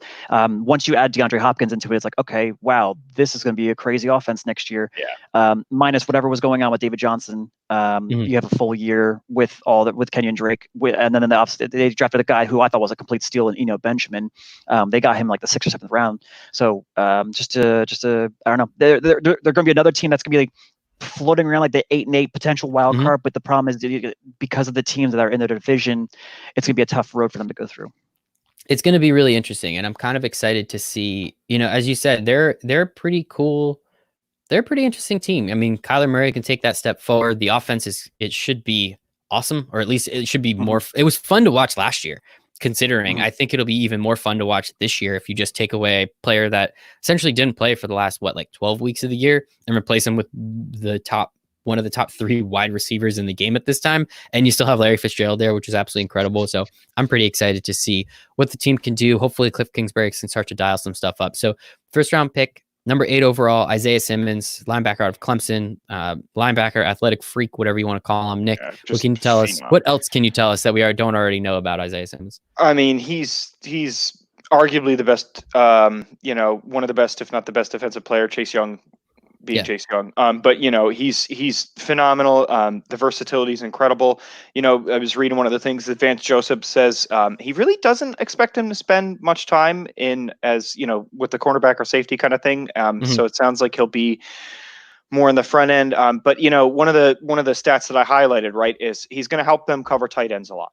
And the Cardinals, I read this, let up a league high 1,173 receiving yards, 8.9 yards per target, and 16 touchdowns to opposing tight ends. That is horrendous. That is a clearly glaring problem that you need to address. And hopefully that's something he can help them do. Yeah, that's insane. I mean, you're looking at a division in, as we said, Higbee didn't come on till the end of the year, so I don't know if that was a game against the Cardinals. At least George Kittle, so obviously, okay, he does what he's going to do against you. But then Seattle, I mean, weirdly enough, Disley was awesome while he was there. He gets hurt. Hollister comes in, still good. But I mean, I understand there's a couple games against some good tight ends there, but there's no reason to let up essentially literally a touchdown a game to tight ends. That's not, especially with how bad the tight end position is in the NFL, at least not as deep as it normally is. It's pretty crazy that we see something like that happen. Justin, how do you feel about Isaiah Simmons specifically working in Vance Joseph's defense? Yeah, so I get what he said, where they said that they weren't going to line him up at safety and cornerback, and I understand he's not going to play corner. They have two pretty good corners right now in Byron Murphy and Patrick Peterson. That there's no reason that he should be playing out there. He is good enough that he could hold his own, but he will be much better against guarding those tight ends. And this was basically, I don't want to say the main reason for this was to combat George Kittle and just ever growing tight end position that is just you're taking guys like Steven Sullivan who, I don't know, they're like these athletic freaks that are just coming out, and they're 6'5", 245 pounds, and they run fast like the wind. So why not draft a kid like this who ran like a 4.3, 940, who can cover anything, he can blitz, and he can tackle. He could do everything that you want a linebacker to do and then some. Yeah, the one thing. So I think he's incredible, and I mean, I wanted the Giants to draft him until probably the 2 weeks leading up to the draft, realizing no, offensive line is so much more important than a linebacker. Where is the there is that weird line of, there's a reason why a lot of tweeners don't work. There's a reason why a lot of tweeners don't make it. Why, Justin, do you think he's not a tweener, and why do you think he is kind of more of a hybrid than a tweener, I guess, for lack of a better term? A lot of times these guys don't have established positions when they're in college, because the college coaches, they're playing to win the game. They're playing to save their jobs. They're playing to do whatever they can to create as much money for their college as possible. So that just means whatever you can do to win. Isaiah Simmons, you're playing at a phenomenal school with a great coach, a great defensive coach. So you brought in a guy that's going to come in, and he was that defense. He did everything that you needed him to do and then some, which means that he's totally okay with doing whatever defensive scheme you need him to do. He said he was learning 4 different positions every single week leading up to the game. So clearly his football intelligence is through the roof. He's able to really do whatever you need him to do. I understand that there's a stigma of, well, maybe he's just an athlete that's playing defense or whatever, but you know what? He's a linebacker through and through. He's going to play his tail off, and he's going to succeed in the NFL. I love it. I mean, again, I want him to succeed. I think it's great. Moving on, the Cardinals did not have a second round pick, but again, they bring in DeAndre Hopkins. I know we're not really, we're here to talk about the draft, but how much fun, Nick, do you think DeAndre Hopkins is going to be? And, Cliff Kingsbury, he has no excuses now. His offensive line is decent enough, and you have one of the best wide receivers. I mean, what do you think him and Kyler Murray do this second year? Personally, I think it's going to be awful in a great way. I think for me as a Rams fan, it's going to be terrible. Get to see the Jalen rivalry matchup. Yeah, that's true. I didn't even think about that. And they actually apparently are pretty good friends. Oh, not so much. They have a good relationship, and it's one of the few people you actually see Jalen speak respectfully about is DeAndre Hopkins. So I think there's something to be said there for the level of competitor that he knows he is, and just the talent that is obviously undeniable. If he's not the best receiver as far as hands, maybe you dock him for the size, perhaps compared to a Michael Thomas, Julio Jones type of player, if that's what you like. But he's amazing. What he's going to do for Murray is great, because he does not drop the ball. And that's just going to do wonders for his confidence. You think about who he's throwing it to, with what they had previously. Obviously, Christian Kirk is okay. Yeah. Larry Fitzgerald, he's the man, but he's 59. So it's kind of like, it's like, what is the point of that? Respectfully to Larry, Walter Payton, good dude. Or Walter incredible Payton, person. Yeah. But, how realistic is that? So to have somebody who's just going to instantaneously jumpstart it and just bring a culture in, for what some of those receivers now come to expect. And I think, he and Murray, if they haven't already become best friends, need to become best friends. And it's going to help. It's going to help everybody around him. Yeah, Unfortunately, as a Rams fan. Yeah, I think it's going to be awesome. Justin, how do you feel about it? Yeah, I mean, this is going to be another incredible offense, and I understand that there's a lot of people trying to make the Lamar Jackson and how great of a jump he had from year 1 to year 2, but Kyler looked pretty phenomenal as a rookie quarterback, as 21, 22 years old. So you can only assume that he's going to keep growing as a quarterback, and especially in a offensive system where Cliff Kingsbury, just like Sean McVay, really knows how to key in on certain players, find the matchup that he wants, and then just exploit the hell out of it. Yeah, so we will see. I think also kind of the craziest part is the trade. All they really did was lose that second round pick. David Johnson was essentially a non-factor, as we said, for the last 12 weeks of the year, it feels like. So he started out great, got kind of hurt, I guess, and then pissed somebody off and didn't really come back in, which was pretty weird. So it's just a weird situation. So here's some more kind of breaking news. Pete Carroll hinted in a radio interview today that Rashad Penny will probably begin the season on the reserve PUP list. Oh, wow. Yeah, so that'll be pretty crazy, kind of watching how those running backs develop, and especially when you get DJ Dallas, who, I mean, he's pretty good with running between the tackles, but he's more of an outside scat back kind of guy. So they're really going to be relying on Chris Carson as long as he's healthy enough to start the season. Yeah, I don't know. He broke his hip, so we'll see, I guess, how that happens. But that's interesting. Look at that, guys. Nobody's watching, but we're friggin' breaking news, and that is the dedication I appreciate of you, both of you. I really do. Thank you. Moving on to the third round, number 72 overall. Josh Jones, offensive tackle out of Houston. Some people, like our friend Derek, I hope he's watching, had him going in the top 10. So if this is a top 10 talent going overall at 72, that is incredible value. Nick, how do you feel about Josh Jones out of Houston fitting into this offense? Again, it's hard because I've really enjoyed the Cardinals being the punching bag, and it was so nice to not have to worry about those 2 games. And even when the Rams were the Jeff Fisher Rams, other than Bruce Arians, Carson Palmer run, right, Cardinals are soft, and they've always been soft, and it hasn't been a concern. So, for them to get somebody like this, again, not to say I was quite as robustly into him as our good colleague Derek, but for the point being that it's a phenomenal talent.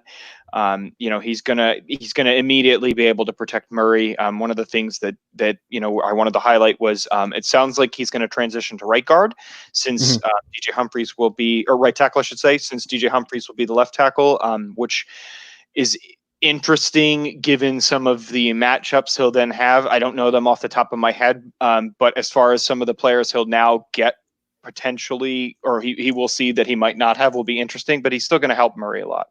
Yeah, I completely agree. They needed offensive line help, as we spoke about. Justin, I mean, again, you spoke highly of him. You weren't clearly as high as Derek was, but I mean, getting this guy at 72 overall just seems like a complete steal, considering most people had a relative first round grade on him, right? Yep. Yeah, and that's one of the things I think Steve Keim said in an interview today, that he started making calls to GMs when Josh Jones started like this free fall, and he started calling the other GMs. He was like, did he kill somebody and try to hide it? And that way, that's one of the reasons why he felt like was his character that poor, that I don't know. It was just one of the weird things that I was like, all right, come on, Jaguars. So someone has to trade up and grab this guy. But he just fell to 72 and just fell to the Cardinals right into their lap. And it's crazy because they do need offensive line help.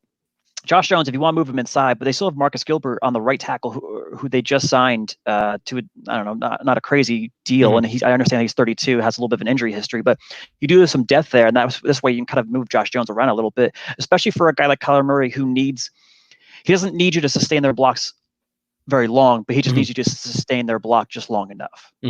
Yeah, I mean, I think Kyler Murray can learn something from Russell Wilson. Just kind of watching him play, I think he can be that kind of, don't get hit, just fall down, but scramble and figure something out. Because now if you're going to have someone like DeAndre Hopkins, where it's those 50-50 balls aren't 50-50 anymore, right? Like they're definitely in your favor now. So throwing them up is not going to be nearly as scary, and I think it'd be a lot of fun. So if you give him just enough time. So moving on, couple 4th round picks, 114 overall. Like Fotu, Justin? Yeah. Really? Lecky. I'm pretty sure it's Lecky, but yeah. That's cooler. I like that. Defensive tackle out of Utah, and we have 131 overall, Rashad Lawrence, a lot easier defensive tackle out of LSU. So I guess they were really considering, defense in this draft, as we said, but 2 defensive tackles. I guess, Justin, tell me the difference between these guys. Well, Fotu's more of a nose tackle because they run that 3-4 scheme, so they really needed a guy to push Brandon Phillips. And I understand that they just signed him. It wasn't another big deal, but they drafted a guy with immense upside who's just this massive human being out of Utah. So they grabbed him there. They grabbed Lawrence as more of like it was kind of like a depth pick, but you grabbed him knowing that you can kind of move him around that 3-4 front. Yeah, I think it's definitely interesting. I mean, picking 2 defensive tackles that close to each other is kind of weird. Nick, I see you put a note here, former rugby player for Fotu. Do you think that helps? Do you think is it just a nice little footnote? I'm kind of curious. The reason I put it in there is, and if you notice next to it is obviously it attests to his run stuffing ability, right? Not to say I know a ton about rugby, but what I do know is it's continuous and there's a lot of essentially line v line work, right? Yeah. And genuinely, literally wrapping somebody up and trying to stop them from moving forward with no whistle blowing a dead. So he is comfortable to get in there and as far as the comparison to really potentially excel at stopping the run because of that. I think it's kind of neat when the rugby guys make the transition anyways, just because rugby's a hell of a sport. So sport. But we'll see. And he's not going to play every down. Yeah, that's true. I was gonna say one of the reasons they sign these guys is just look at the division, look what the division does well. They all run the ball extremely well. So you have to beef up the middle of that defense. You have to find different ways to not allow Seattle to get 5 yards a carry on every single player, allow the Rams to average 6 yards a carry. Like you just can't have that happen anymore, especially with an explosive offense like the Cardinals have. You can really take advantage of, all right, let's get this early lead. Let's get them to stop running the ball and let's force Jimmy Garoppolo to throw the ball 30 to 40 times a game. Yeah, absolutely. I mean, that's kind of as you saw Kyle Shanahan decided to do it, but that's the downfall of the 49ers in the Super Bowl. They decided to throw the ball way too much, and that is that's that story, and we'll get to that in a bit. Last 2 picks, 202 overall, Evan Weaver, linebacker out of California, and 222, Eno Benjamin in the 7th round, running back out of Arizona State. I think that one is just absolutely crazy. I know, Justin, how you feel about this. Nick, before we get to Justin, how do you feel about these 2 guys going to the Cardinals in the fashion that they did? I don't know a ton about. Similarly to you, I don't watch a lot of Pac-12, not nearly as much. I enjoy the SEC the most. I think it's a bridge between the two, but that's another story. And everything I saw, everything I read online is over and over and over. High football IQ, smart guy, head guy, like willing to learn and just sponge. But then apparently that comes with the caveat of he's not necessarily as athletic, which is weird, but he's also very efficient at tackling. He wraps up well, and as we kind of alluded to, and Justin particularly, he really could have and should have gone higher. Yeah, it's definitely interesting. All right, Justin, tell us why you love them so much, both of them. Yes, I mean, especially Evan Weaver, and I'll be honest, I didn't know a whole lot about Evan Weaver leading up to the draft until Louis Riddick was on, I think it was Get Up, and he was just talking about this kid, Evan Weaver. I was like, all right, let's watch this kid. And this kid flies all over the field. Like if he comes in and he ends up being a starting linebacker, he's going to be a great IDP guy to just pick up. Like he's going to be another Darius Leonard type where he's getting like 110, 115 tackles a season. He's constantly around the ball. So forced fumbles, fumble recoveries, finds a way to make some picks. So he, I love this kid. And then going off Eno Benjamin, I just can't believe he fell to the 7th round. Like he's obviously a smaller back, but you know what? Cliff Kingsbury will find different ways to utilize him, and he'll utilize him well, especially when Kenyon Drake's going to be more of the between the tackle kind of running back. Eno Benjamin will be that 3rd down back, Cliff is clever enough that he'll find different ways to get him on the field. Yeah, I think just seeing how that turns out. I mean, I think Eno Benjamin is going to, like, from the small amount of Pac-12 I did watch, and I think I had Eno Benjamin. He beat me in college fantasy 2 years ago in the championship game, almost single-handedly. And so I made sure to pick him last year, and he was fantastic. So I think that's kind of how I run most of my teams. Who beat me? Now I got to get that guy. But I think it's great. And Stia, thank you for paying attention. Stia says, become a degenerate gamble and you'll soak in all the Pac-12 you could possibly want. You got to stay up. You gotta chase that bet. If you lose all your SEC bets, Nick, now you know. Talk to Sia and he can help you out with that Pac-12 After Dark. True. I love it. So how do you guys, Nick, we'll start with you. How do you feel like the Seahawks did in terms of their draft? And what do you think the outlook is for them next year, especially considering we kind of love all the teams in this division? I think in general, the Cardinals arguably had the best draft of the NFC West. And I hate to say that, I think they just really hit a lot of these picks out of the park. Some of the value, particularly with Eno and Josh Jones, and then the fact that, they do have Isaiah Simmons. Like it's a stacked class for them. And then let's call it what it is, right? DeAndre Hopkins as a second round pick is just asinine. Yeah, for that's that incredible. Yep. Really what's going on. I think they're improving. But the NFC West is an arms race. It's again biasly, if not the most competitive, second to the NFC South in terms of really just a volatile division. It is not going to be easy for them. You think, okay, what we will get to, of course, with San Francisco still probably being the best team. Seattle and the Rams not too far behind. I still feel like Arizona is the kid brother that's kind of in the wagon, with the group going up the hill, and they might make some noise and they might have some better games. And maybe instead of losing both games to, most of the division, they split some of them. But are they going to beat out Seattle for third? No. Are they going to beat out the Rams for third? I really don't see that happening either. And at that point, you're not getting into the playoffs. So what's it really matter? I'd say their floor is probably a 6-win team with the ceiling being 9. I see them somewhere in between. 7 is kind of the number I'm comfortable with. They'll get better, but it's still a project. What about fantasy perspective? I mean, obviously DeAndre Hopkins is going to be great. How do you feel about Kyler Murray? How do you feel about Kenyon Drake? And maybe even Larry Fitz still, again, being an NFL player. I think you said before at 78. It's just incredible how he's capable of doing that. Kenyon Drake killed it. And talk about a change of scenery, really rejuvenating somebody, mid-season. I remember my fiance, being the Miami fan, decided to take a flyer on him and stick with him in the trade. And it's like, what'll happen? Guess what? He tore it up and he was on fire the second half of the year, and the transition tag may just motivate him to want to get the payday. And I think it says a lot if Cliff moved on from David Johnson, arguably for Drake. So, I think he's going to have a good year. I think Murray's play elevated is only going to help him. Them building the line is only going to help him. DeAndre's going to DeAndre no matter where he goes. I mean, he DeAndre'd with Hoyer. Brock Osweiler. All of the quarterbacks there. He was still one of the best wide receivers. Exactly. So he's solid. He's going to be solid. Those are really the two that I'd be most comfortable with. I'll stay away from IDP just for most people's sanity. But I think those two will excel. Yeah, and I mean Tom Savage. I don't know. I think after you say that, I think DeAndre Hopkins is one of the best wide receivers in the league. Justin, how do you feel that the Cardinals did in the draft? What do you think they're going to look like next year? And a couple of fantasy plays you might like. Yeah, I think they had one of the best, if not the best draft.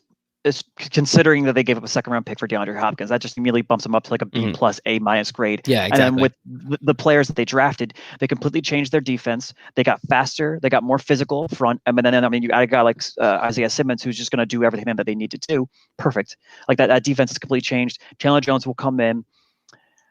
I think Chandler Jones breaks the sack record this year because I think the Cardinals have more leads this year. So I'll say that he's around like that 23 sacks, which would be, phenomenal watch, trying to break Michael Strahan's record. But still, it'll be something because he's never had like a great, phenomenal team around him, not a team where they had a large lead. So it'll be interesting to see how much better this whole team looks because of the DeAndre Hopkins trade. And I think from fantasy perspective, Kyler Murray is probably a top 5, top 7 quarterback, solidified pretty high up there, because you added DeAndre Hopkins, who was going to 100 catches, 1,400 yards, 15 touchdowns, give or take. Like he's going to be there's going to be some incredible offense coming out of the NFC West this year. Yeah, I love it. I guess the final question about this for you guys is: would you trade DeAndre Hopkins for Terry McLaurin straight up, essentially in a fantasy draft? Don't answer. Don't answer. Moving on to the Super Bowl losing NFC champion San Francisco 49ers. We kind of already alluded to it. Their team is pretty stacked. Weirdly enough, traded away Marquise Goodwin, traded away Matt Breida, traded away DeForest Buckner, but still their team is stacked. They brought in Trent Williams with that trade. Didn't really do too much else, if I'm not mistaken, within kind of some other stuff, just kind of figuring things out. Again, alluded to those, and they traded up, they traded down, they did some things. I think Armstead got since they traded Buckner away, they kept Armstead and gave him a nice contract instead. So I mean, it was essentially one or the other at that point. I guess they chose Armstead, so the cheaper one. Yeah, the cheaper one, and I still think that defensive line is insane, so it's not like it's going to be a bad thing. But Justin, how did you feel what San Francisco, if they could use, what they could use, again, coming that close to winning a Super Bowl, essentially, 5 yards on that throw? There's like 4 or 5 plays in that game where if they just do one of them correct, they win, and instead somehow the Chiefs end up winning by over 2 scores. So it's just crazy to me. But Justin, what do you think the 49ers needed going into the draft?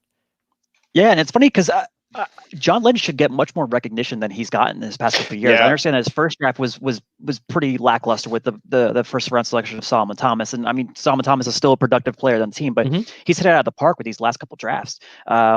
They came in needing a D tackle. So what do? They drafted a D tackle at the slot where they just traded away their Pro Bowl defensive tackle. So they got him out of the way, and they got a great player who I love, and Javon Kinlaw. I loved him more than Derrick Brown just because of his pass rushing ability. So now you just have this formidable, gigantic defensive line that's just constantly coming at you, and they're constantly pass rushing. And the nice thing when you're able to get pressure like that, it helps against the run game as well because they're constantly hitting the quarterback or the running back before he even gets the handoff. So.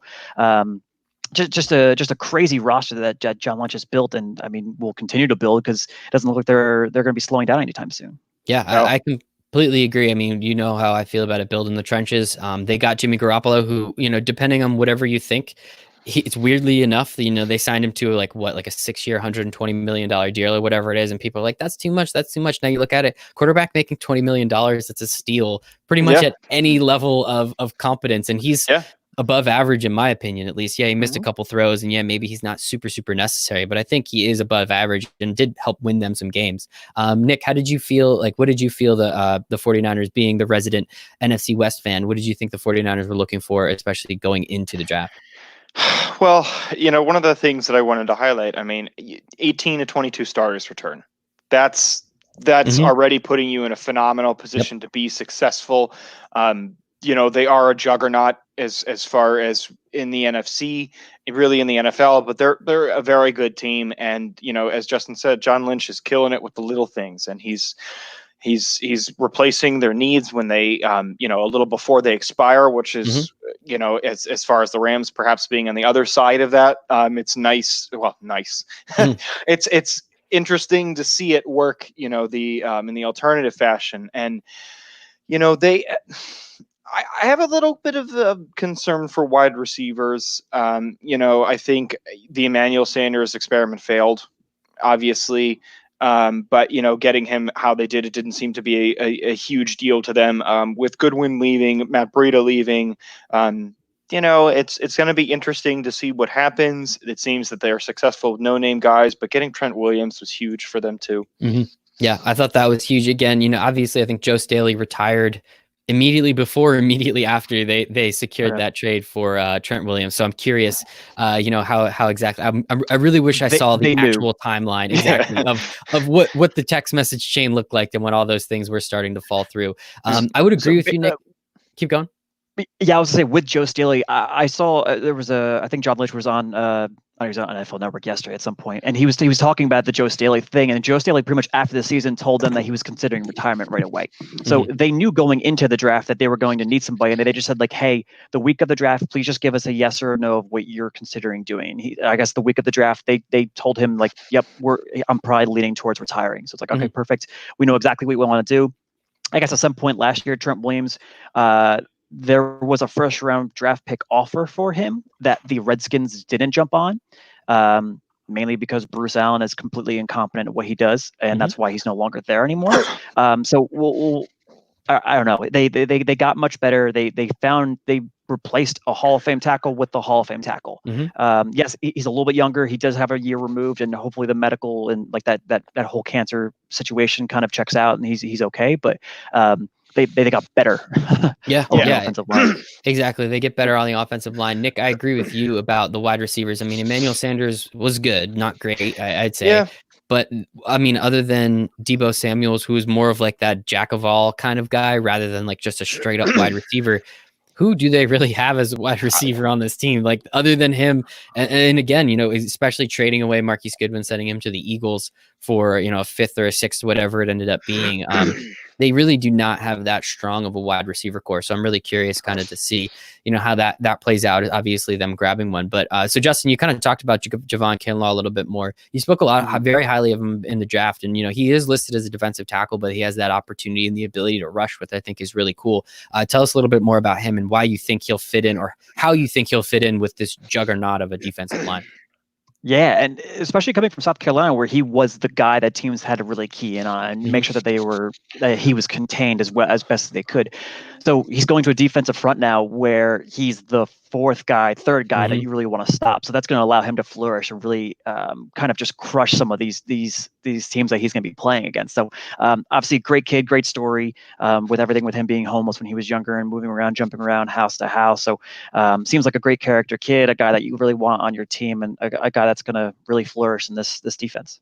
And how much is he a replacement to DeForest Buckner? What, like 1-to-1, what are their skill sets and how exactly is he comparable and contrastable, if that's a word? Yeah, so basically they both play 3 technique, which means that they're pretty much lining up over top of the guard. And the thing that Buckner did well was he really rushed the passer. He really got after. He found different ways to penetrate through the offensive line. That's Kinlaw's specialty. They got him at a position where they could really jump on. They knew that they didn't have to trade up to get him because it sounded like that's about where he was going to fall. So I think it's a perfect situation for him and where they're going to continue to grow. And Nick, how excited are you to have just another year of dealing with that defensive line in the NFC West? I mean, it's gnarly. You know, it's the 5th time in 6 years that they've taken a defensive line, you know, or invested a pick in that. And I mean, it's just they're very good. They're very good, and you know, you seem to see a light at the end of the tunnel. Like, okay, are they going to have some veterans move on, and maybe there's you know, some nope, next man up, and that's that. You know, I think I mean, playing them twice a year is tough. You know, the Rams played them well both games. That first game was a joke. It got out of hand, but it was good. It was weirdly close. It was like only a 10-point game, but it felt like it was a 1,000-point game because I think Jared Goff. How many times did he get sacked in that game? Honestly, it may have been 10. Like, is it 7? Like, I just remember it being just an absurd number. And I mean, again, that's a testament to the Rams' offensive line just being completely decimated at the time, which doesn't help, but also just their defensive line. I mean, you saw like Robert Salah and just Nick Bosa just kind of like actually laughing at what was going on the field. It was ridiculous. And, you know, I think, again, you know, bringing in Kinlaw, losing Buckner, someone that knows the offense, again, this year, rookies I don't think are going to be as impactful. But again, having someone like that, as Justin said, who can rush the passer from the inside, essentially replacing Buckner and what he did, I think can be great. So again, in the first round, they traded up for this pick. They were 31 overall, obviously being the Super Bowl loser. They traded up to grab at 25 Brandon Ayuk, wide receiver out of Arizona State. Nick, tell me a little bit about this because you agree with me. They definitely need some wide receivers there. Yeah, and you know, that's what I wrote. He's going to have to contribute immediately. He's going to have to come in and pick it up, which, you know, to circle back to our point with a unconventional offseason, will he be able to? Will he get the same reps and will he build this rapport and yada yada yada? I don't know. You know, I think that's going to be a concern. You know, Arizona State, go Sun Devils, little Herm Edwards. You know, I think I question necessarily some of the talent he went against. But I do think, you know, there's, again, like besides Samuel, who's there? Yeah, Kittle. I mean, who's catching the ball? So, you know, it's he's going to have to really earn that first round tenure. Absolutely. I will say, you know, even though I completely agree with you on all those points, we then watched Jimmy Garoppolo throw the ball 8 times, and they beat the Packers like 34-7. Yeah, if you're gonna joke, run like that. Hey man, it happens when you run for 300 yards in a game. You only have to pass the ball so many times, I guess. True. But the Packers clearly couldn't figure that out. Only we could behind the TV. Justin, how do you feel about Brandon Ayuk coming out of Arizona State? So I liked the position. Obviously, they need a wide receiver. I don't like the pick for them. And I understand that the reason not the reason they drafted him, but one of the reasons they grabbed him was because he can be like a Tyreek Hill type. So he's going to be that quick burner that's going to kind of open the middle of the field that'll help George Kittle out a lot. Mm-hmm. But they needed a guy with some size. They need a bigger wide receiver because like all they have are these quick, fast, straight line route runners. That's kind of what Ayuk does best. He's a 9 route. He's a go guy. So you have Dante Pettis. You have just a few of those just track athletes. And you drafted another one when T. Higgins was kind of sitting on the board, and he could be more that possession wide receiver, somebody that Jimmy Garoppolo can look to for a failsafe because George Kittle is getting all of the attention. Mm-hmm. So you needed someone who was more of a. I thought they needed more of a slot receiver. So I was kind of curious to see if they were going to jump up and try and grab Justin Jefferson because that would have been a perfect match. Mm-hmm. But they went for that boomer bust guy. And the other thing I don't like is you drafted Ayuk, who's this burner. Jimmy Garoppolo proved that he can't throw the deep ball. He doesn't have the deep accuracy. He's never had the deep accuracy, even going back to his time at Eastern Illinois. It's just never been one of his specialties. He's been an underneath route kind of a guy, kind of in the Tom Brady mold. He's just been like, all right, let's dink and dunk it all the way down the field, and eventually we'll find ways to score points. So I don't necessarily, I understand why they did it. Everyone's looking to get faster. Everyone's looking for that Tyreek Hill, and there only is one Tyreek Hill. He's just that incredible of an athlete. But you grabbed a guy that, I mean, there were other options on the board where they could have went. Mm-hmm. Yeah, I thought it was kind of weird too. I'll be honest, I don't know too much about him, but I'll take your advice. And I think it makes sense. Again, especially if you're gonna trade up for a wide receiver, you'd think it'd be one that you need rather than just picking somebody else. Now, again, the next day or 2 days later, they end up trading away Marquise Goodwin for a very late round pick, if I'm not mistaken. So it's kind of. Maybe they're looking at him more as a replacement, just a better replacement. I mean, Marquise Goodwin's okay at best, I think. So, having someone like him come in, and hey, I mean, it is what it is. And then so we are then waiting no day 2 picks, then jumping all the way to day 3, 128 picks later. Now within there is the Trent Williams pick. The Trent Williams trade. So they did pick up Trent Williams, as we talked about before, potentially just bolstering that offensive line a little bit more. So at 153 overall, as I said, 128 picks later from the Dolphins, they received one pick, 153. They got an offensive lineman, Colton McKivitz out of West Virginia. I mean, again, going 120 something picks without getting a single player, the drop off is going to be just immense. But Justin, I mean, what was this offensive line? Was this another just kind of depth pick that's just in case? Like, how do you feel about him coming out of West Virginia? Yeah, and especially because I doubt, and I'm pretty sure maybe we'll find out, but I highly doubt that the 49ers medical team ever got their hands on Trent Williams. So they're kind of just like taking the word of like, okay, yeah, I feel pretty good. I got a year off, so maybe my body's pretty good. But like, there's still that looming thing of this cancerous growth or just this cancer that he had on in his body. So McKivitz, they drafted Mike McGlinchey in the first round a couple years ago out of Notre Dame. So they have their right tackle set. So McKivitz is a great value pick because you have a guy who started, I think he was 4 years at West Virginia, started at right tackle for I think it was the first 10 games of his career as a true freshman, and then eventually slid over to the left side. So clearly he has that versatility where he can play left or right, and you can kind of throw him in a pinch for a West Virginia team that love to throw the ball. Maybe not as great of a run blocker as the 49ers really want, because that's more of their MO, but they found a very versatile and experienced offensive line piece. Yeah, I think it could be very helpful.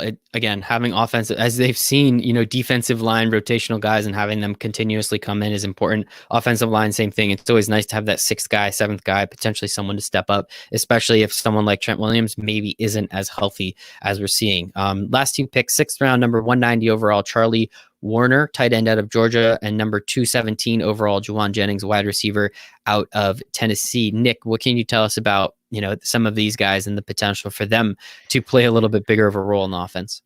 So I mean, I think as far as Warner, you get some good blocking ability that'll help them out. As you alluded to, they love to run the ball, so maybe that's kind of more what the idea is. He was highlighted as a blocking specialist. And if it seems like that's their focus, that's their commitment, then you're going to get the guys who can do that. And having another tight end is great. Obviously, Kittle provides such a value as a pass catching tight end that perhaps this is a way to do a 2 tight end set to complement. I don't really know what their plan will be with that, but I think that's helpful. And then Jennings from Tennessee. I mean, the 40 is okay for 4.72.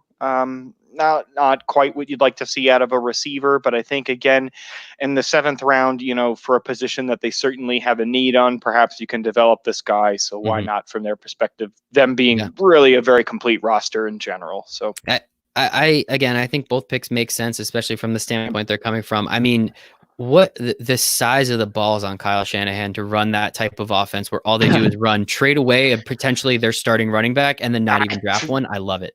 It just clearly shows you he does not give a care in the world who the hell's back there. He's going to do what he's going to do. And as we saw last year, whether it's the one game Tevin Coleman decides to run for 150 yards and 4 touchdowns, or is Raheem Mostert, who I bet you if you pulled every NFL fan in the entire world, how many people would have known his name? 12, 15, maybe, and this guy comes out and, potentially, he literally single-handedly won the NFC Championship game. I mean, obviously it was the offensive line and everything, but it's just crazy, how you see it. And so, Justin, how do you think the 49ers did overall with their draft this year? Yeah, well, I just want to touch on their 7th round draft pick a little bit. Yeah. I understand that they took Ayuk, but this was probably the smarter wide receiver person that they took, was because they finally took a slot wide receiver. They finally have someone that Jimmy Garoppolo can kind of just dump the ball off to, gain 5, 6, 7 yards, just a chunk at a time, and then kind of just keep the ball moving. But I really do, just like the Saints, they have a very deep roster, so they didn't need to have 12 picks in the draft, just because a lot of those guys aren't going to make the team. So they took a lot of picks at positions of needs that I think that will really make this roster just even better than what it was last year. Yeah, I think, again, they're going to be up there. I mean, it feels like all of these we've been saying, there's 2 or 3 playoff teams from every division, and now we know that's obviously impossible. But with 7 playoff teams now moving forward, obviously we have 3 potential ones we all believe in. We think the Cardinals are probably not going to be able to sustain it all year. If they do at some point get that pop. But I mean, as we spoke about before, Justin, last night, if I'm not mistaken, the AFC or the NFC South is a juggernaut as well. You have Tampa Bay, you have the Saints. Obviously the Falcons are not bad. I don't think they're going to make the playoffs. I mean, with 3 playoff team or 3 wide. Hello. Okay. It's been 2 hours. I'm sorry, guys. I've been doing so well with 3 potential wild card teams. I mean, I could see 2 of them absolutely coming out of the NFC West. I mean, how do you say it again? If not 3, I don't think 3 wild card teams are coming out of one division. 3 wild card. I'm sorry. Yeah. I think 2 wild card teams. Absolutely. I could see 3 playoff teams coming out. Nick, I guess I'll just start with you, being the paying attention to the NFC West a little bit more. Like, who of those 3 teams, like, rank them, I guess. Just rank them, Nick. Rank them. I think San Francisco is, a shoe-in. I think it's between them and the Saints for who wants to own the NFC. I've been high on the Saints for a few years. I think they're great, and but San Francisco is a very talented team, and Shanahan has proven he can be successful in multiple teams. Getting them to the Super Bowl, I think, is very impressive. They're going to do well. They're going to win 13 games again, probably playing the AFC East and the NFC East. Not to poo-poo, but really, as far as a lot of easy games. Compared to last year where they played the NFC South and the AFC North. That was a very different season than this. So I think San Francisco is going to run away with it. They'll be the best team again, probably 13 wins. I'd put Seattle as probably,